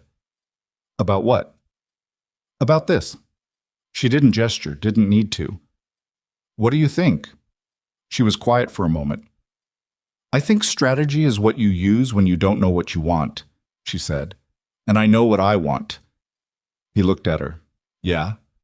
She turned her head to look at him, and they were close enough now that the distance required to see each other's faces was not much at all. "Yeah," she said. He didn't say the thing he was thinking. He didn't have to. She already knew it, the same way she always seemed to know the things that sat just underneath the words, the things he was slow to say out loud. She reached over and laced her fingers through his, the same way he'd taken her hand at the tree, and they sat like that in the light of the December tree in the house in Millhaven. Outside, Commerce Street was quiet. The cold had settled. Somewhere a door closed, somewhere a car passed, and the ordinary world continued its ordinary turning. Inside, nothing was different, and everything was. The star was slightly crooked at the top of the tree, and neither of them moved to fix it, and after a while the only sound was the house breathing around them, and his daughter sleeping in the yellow room at the end of the hall, and that was enough. More than enough. It was, in fact, exactly everything. January was the month Ethan finally fixed the coffee maker. It had been broken for the better part of a year, a fact that Sophie had immortalized on the laminated sign above it, and he'd been meaning to replace it since the previous winter and kept finding other things that needed the money more. But on the second Saturday of the new year, he drove to the hardware store and bought a decent machine. Nothing expensive, nothing that required any particular expertise to operate, and installed it in the waiting room while Sophie supervised from the plastic chair nearest the window. "The sign has to stay," Sophie said. The sign was for the broken machine. "It's funny even if the machine works. It doesn't make sense if the machine works." "It makes it funnier," Sophie said, with the confidence of someone who had thought about comedy more than most 8-year-olds. "Because you expect the machine to be broken, and then it isn't. That's irony." Ethan looked at her. "Where did you learn what irony was?" "Scarlett." He installed the coffee maker. He left the sign. Scarlett had started spending more time in Millhaven than she spent in the city, which was a development that had happened so gradually that neither of them had made an announcement about it. It was more like weather changing than like a decision. Incremental, atmospheric, something you noticed after the fact rather than as it was happening. Her assistant called the shop one morning in early January to schedule the Jaguar for service, which made Ethan realize the Jaguar had never actually come in. And he also realized, standing at the service desk with the phone in his hand, that the fifth car had become something of a running private joke between them. The cars had gotten them started. They didn't need them anymore. He mentioned this to her that evening. "The Jaguar genuinely needs service," she said. "Does it?" "The left rear tire has a slow leak." "You could go anywhere for a slow leak." "I know where I prefer to go," she said. He didn't argue with that. She brought the Jaguar in Tuesday morning. Slow leak confirmed. A nail, not a valve, straightforward repair. He had it done in 35 minutes. She sat in the waiting room with the new coffee maker and the irony sign and her notebook, And when he brought the car around, she looked up from whatever she was writing, and there was a moment, just a second, ordinary as anything, where she was just a person looking up from work, and he was just a person who'd fixed a tire. And between them was the easy recognition of two people who'd stopped being strangers without quite identifying the moment it happened. "Good coffee," she said, gesturing at the cup. "New machine." "I know. Sophie texted me a picture of it." "She texted you?" "She texts me fairly regularly," Scarlett said, with the tone of someone who found this both surprising and not surprising at all. "Mostly about biscuit and marine biology. She sent me a 17-second video of a mantis shrimp last week." Ethan stood at the edge of the waiting room, trying to identify the exact feeling that came with the information that his daughter and the woman he was in love with had a text correspondence about crustaceans and stuffed rabbits. It was a feeling that didn't have a clean name. Somewhere in the neighborhood of "this is real," and I didn't expect this, and something else underneath both of those that was simply warmth, uncomplicated and direct. He hadn't said "in love with" out loud. Not yet. He'd been thinking it since approximately November, turning it over with the care he gave to things he wasn't ready to put down somewhere permanent, making sure it was what it actually was, and not something his own loneliness had constructed to look like it. It was what it actually was. He'd been sure since the night of the Christmas tree, standing in the living room watching Scarlett put the star up, her hands careful on the peeling gold foil, the look on her face when she'd stepped back. He just hadn't said it yet. "She didn't tell me she was texting you," he said. "She probably thought you'd make it weird," Scarlett said, going back to her notebook. He stood there for a second. "Would I have made it weird?" Scarlett looked up. "A little," she said. "You overthink things sometimes." "I think about things carefully." "That's a kind way to describe it." He looked at her. She looked at him. The fluorescent light in the waiting room had a slight flicker that he'd been meaning to fix for 2 years, and the plastic chairs were still the same plastic chairs, and the coffee maker was new, but the sign was old, and everything was exactly what it was. Small, ordinary, imperfect in its specific ways, and Scarlett Whitmore was sitting in the middle of it like she'd always been there. "I'm in love with you," he said. The notebook stayed where it was. Scarlett went very still. He hadn't planned to say it then. There was no orchestrated moment, no setup. It had simply become the true thing that needed to be said, and he'd said it the way he said things, directly, without the dress rehearsal. She looked at him for what felt like a long time, but was probably 6 or 7 seconds. "Okay," she said. He almost laughed. "Okay? I mean..." She put the pen down. "I mean, yes. I mean, me too. I mean, I've been..." She stopped, tried again. "I've been in love with you since August, and I've been waiting to see if it was going to go away, and it didn't." "August," he said. "That's the night with the takeout on the tailgate," she said, "when Sophie fell asleep. The way you caught the rabbit." He stared at her. "That's what did it. The rabbit." "The rabbit and the way you looked at her," she said. I don't know. The whole thing."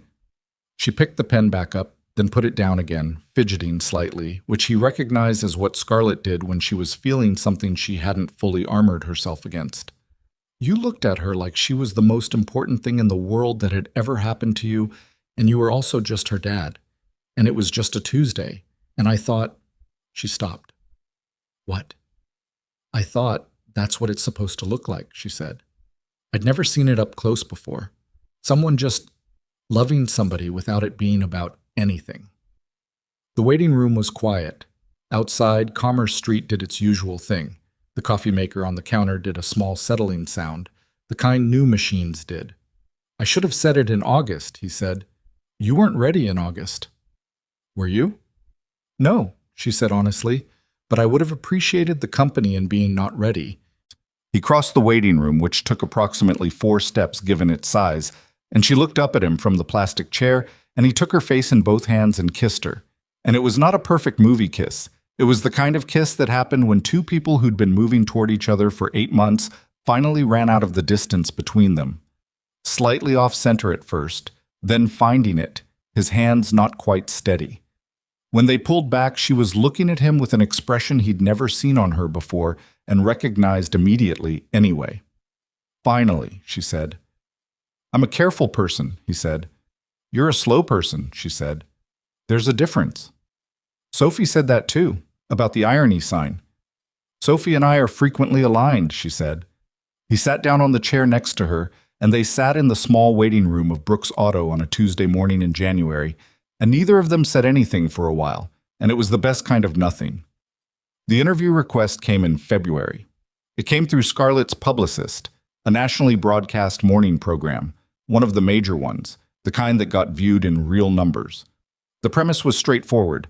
Scarlett Whitmore at 30, one of the most successful entrepreneurs of her generation, looking back at the year and forward at what came next.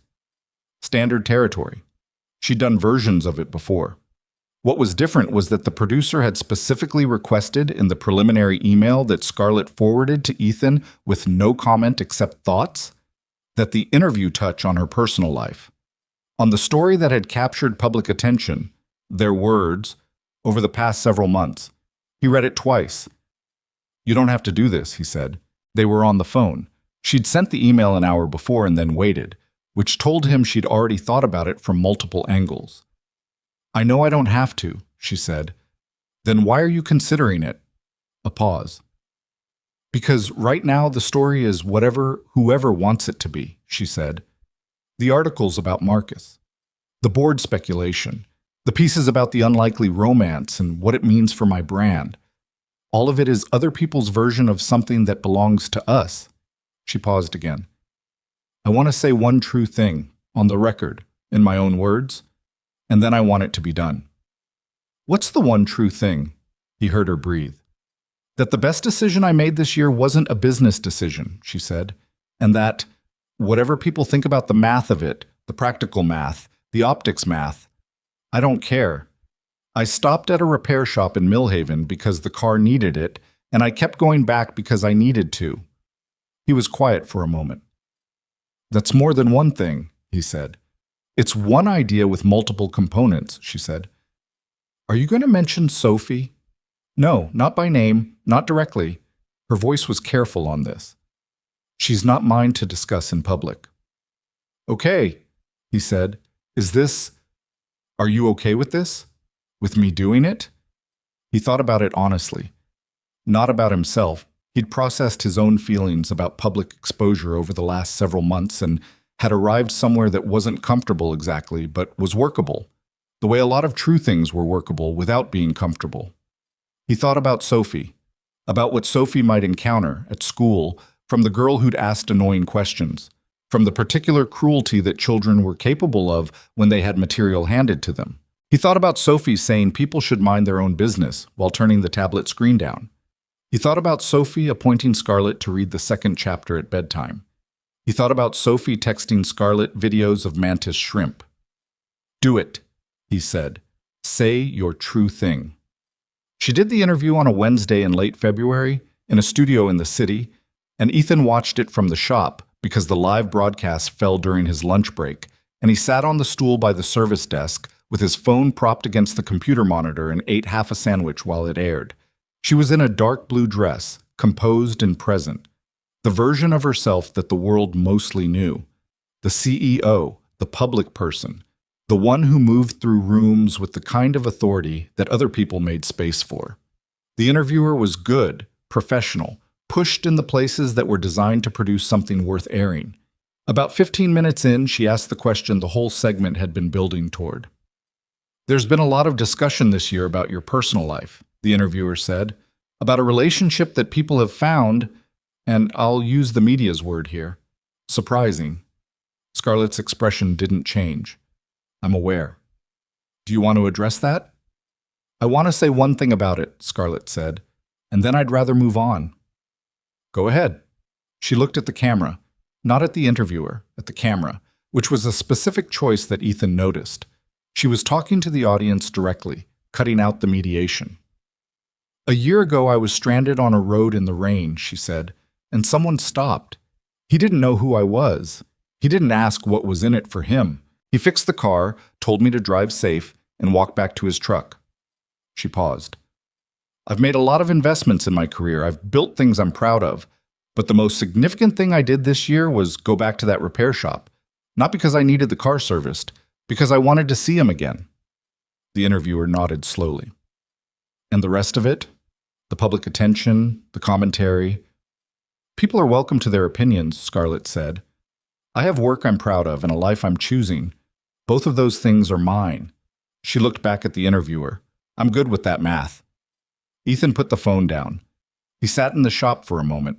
The compressor in Bay 2 had finally been repaired in December, and the silence where its noise used to be was still sometimes surprising. Outside, Commerce Street went about its Tuesday. A car pulled into the lot. A regular, a Subaru he knew by sound now. And he heard the door and the bell above the waiting room entry, and Mrs. Patterson's voice saying hello to the empty room because Mrs. Patterson always said hello to empty rooms on principle. He went back to work. The response to the interview was something that happened mostly at a distance from Millhaven. Scarlett's publicist sent a summary. Ethan's phone had a day of elevated activity and then settled. The girl at Sophie's school who asked annoying questions apparently watched the clip and told Sophie she thought it was really romantic, which Sophie had reported to Ethan with the specific tone she used for information she found both relevant and mildly irritating. What did you say? Ethan asked. I said, yeah, I know, I was there, Sophie said. He couldn't argue with that. What he hadn't anticipated was the letter. It came in March, addressed to the shop, handwritten on plain paper, from a woman in North Carolina who said she'd seen the interview, and that she was a single mother of 2, and that she'd been having a very hard year, and that something about what Scarlett had said, specifically the part about going back, about choosing to go back, had made her feel less alone. She wasn't sure why she was writing a letter to an auto shop in Virginia. She just wanted someone to know. Ethan read it twice. Then he photographed it and sent it to Scarlett. Her response came in 40 seconds, which meant she'd been near her phone, which at 11 in the morning on a Thursday was not a given. Can I write back to her? She sent. He typed, yeah. 3 dots. Then, I don't know what to say. He thought about it for a moment. Then he typed, say what's true. You're good at that. A longer pause this time. I'm better at it than I used to be, she sent. I had help. He put the phone in his pocket and went back to the engine he was rebuilding.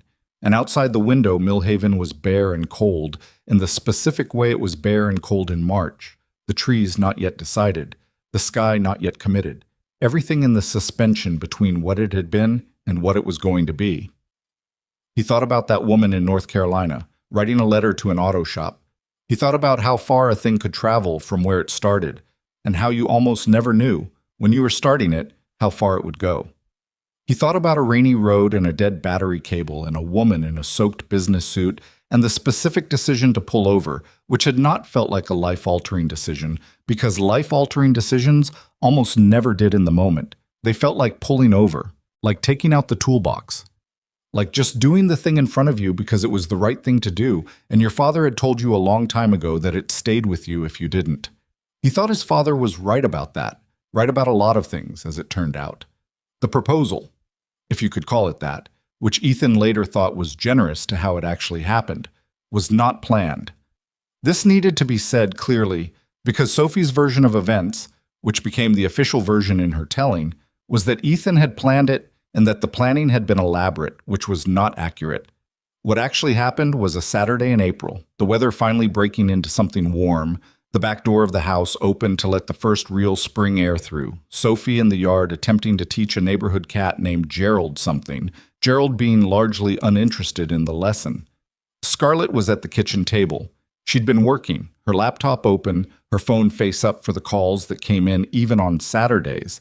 But she'd stopped working about 20 minutes ago and was just sitting, watching the yard through the open door, watching Sophie conduct her curriculum with Gerald, who was sitting in the sun with the magnificent indifference of a cat who had decided to be somewhere and was simply being there.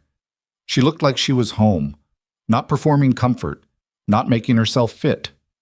Just at home in the kitchen on a Saturday morning with the spring air coming through, her work sitting open and unattended because this was more important than the work, her whole posture carrying the ease of someone who didn't need to be anywhere but here. Ethan was at the counter making coffee, and he looked at her and had the thought, not for the first time, but more clearly than before, with a specificity that was new. that he did not want to spend the rest of his life hoping she would keep showing up. He wanted to build something where showing up was just assumed, where the math was different from the math it had been for the past year, which was the math of two people choosing each other day by day in the specific uncertainty of not yet knowing if the choosing would hold. He wanted to know it would hold. He wanted to ask her to make it hold. "Hey," he said. She looked up from the yard. "Hey, I want to ask you something." "Okay." She turned to face him more fully. He put the coffee down. He didn't have a ring. He hadn't been to a jewelry store. He hadn't had a conversation with Sophie about it, though he would, and that conversation would be important, and he knew it would go fine because he knew his daughter. He hadn't done the thing that people did when they planned this. The dinner, the location, the orchestrated moment. He just had the question, and the morning, and the truth of what he was feeling, and those three things seemed like enough. "I want to marry you," he said. "I know this isn't... I don't have a ring. I didn't plan this. I'm standing in my kitchen in a Saturday shirt that has a grease stain I just noticed." He stopped. "But I've been thinking it for a while, and I got to a point where saying it out loud seemed more important than saying it correctly." Scarlett looked at him. The morning light was coming through the kitchen window, and she was sitting in it. And outside, Sophie was telling Gerald with considerable patience to sit, and Gerald was not sitting. "You want to marry me," she said. "Yes?" "You." "Yes, Scarlett." "Ethan Brooks, who owns an auto shop." "This isn't a complicated question," he said. "I'm processing," she said. "Give me a second." "Take whatever you need." She looked at him. He looked back. He felt standing in his kitchen with no ring and a grease stain on his shirt, absolutely steady. He was 32 years old, and his life was small and specific, and he was asking the person across the room to make it larger, and she was the right person to ask, and he knew it the way he knew engines, not with certainty that nothing could go wrong, but with the certainty that he understood what he was working with. "Sophie," Scarlett said, "I'll talk to her today. This was..." He gestured vaguely. "This happened before I planned to ask, but I was going to ask. I'll talk to her today. She deserves to be in this." "I know she does," Scarlett said. "I wasn't..." She stopped.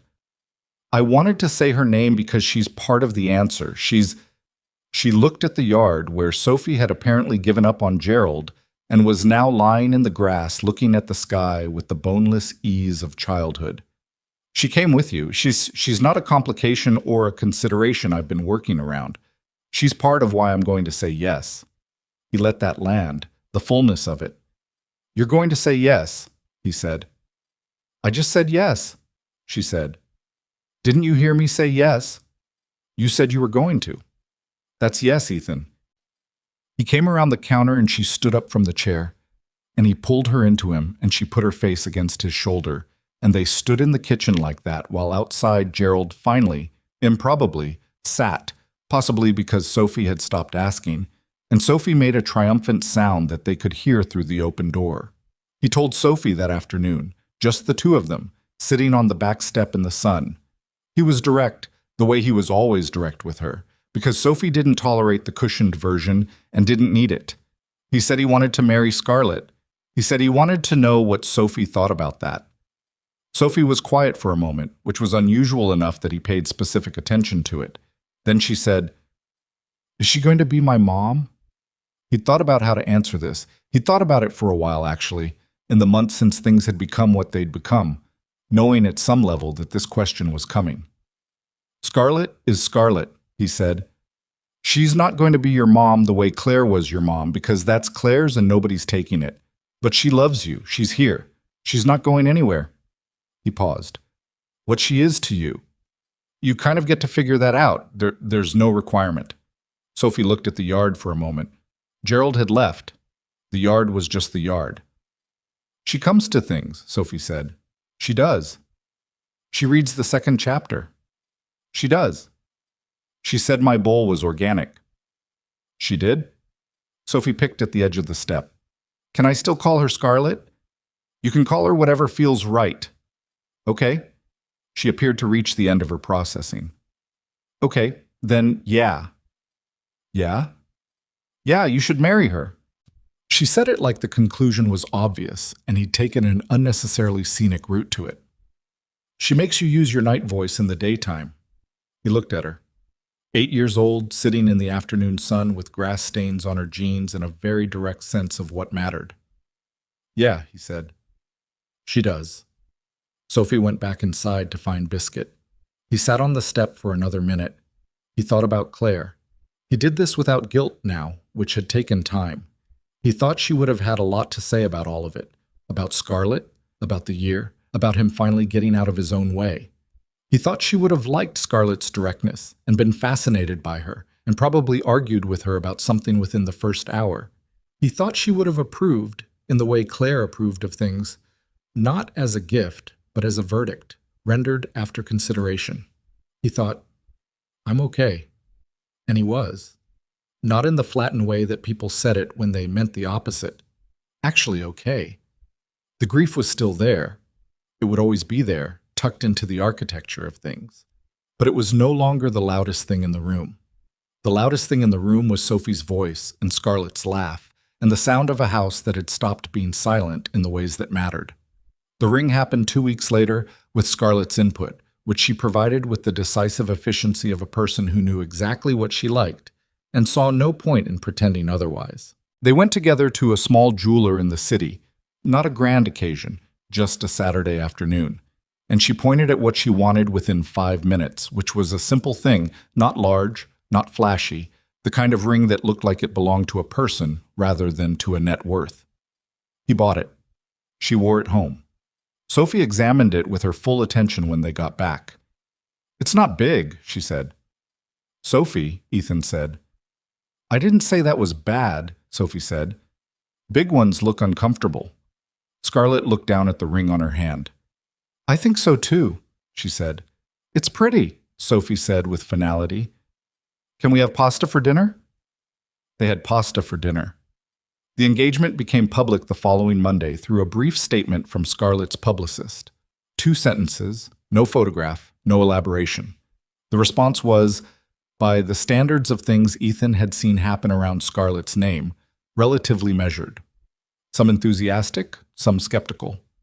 Some of the usual machinery of public opinion processing a thing it hadn't expected. He didn't read most of it. He had a full schedule Monday and Tuesday, a fleet service contract that he'd landed in February, and which was keeping Bay 2 consistently occupied in a way that had stabilized the math in a way he hadn't felt in years. The work was the work. Millhaven was Millhaven. The compressor was quiet, and the coffee maker was new, and the irony sign remained. Marcus Hale put out a statement that said he wished them well, which nobody believed, but which closed the door on that particular chapter in the way that doors needed to close, through the application of social convention regardless of sincerity. The board of directors sent a card. Ethan thought that was genuinely funny and said so, and Scarlett told him he wasn't wrong to find it funny. Mrs. Okafor cried. Not from sadness. She cried from the specific form of joy that some people express through tears, and she held Ethan by both arms in her doorway and told him that she was very happy for him, and that it was about time, and that she expected to be invited to something when the time came, and he told her she was the first person on the list. Sophie made them a card. She drew 3 figures and a cat, Gerald, presumably, and wrote inside in her careful printing, "Congrats on getting married. I think it's a good idea. Love, Sophie." Then underneath, in slightly smaller writing, "P.S. Can we get a dog?" They framed it. It went on the wall in the kitchen.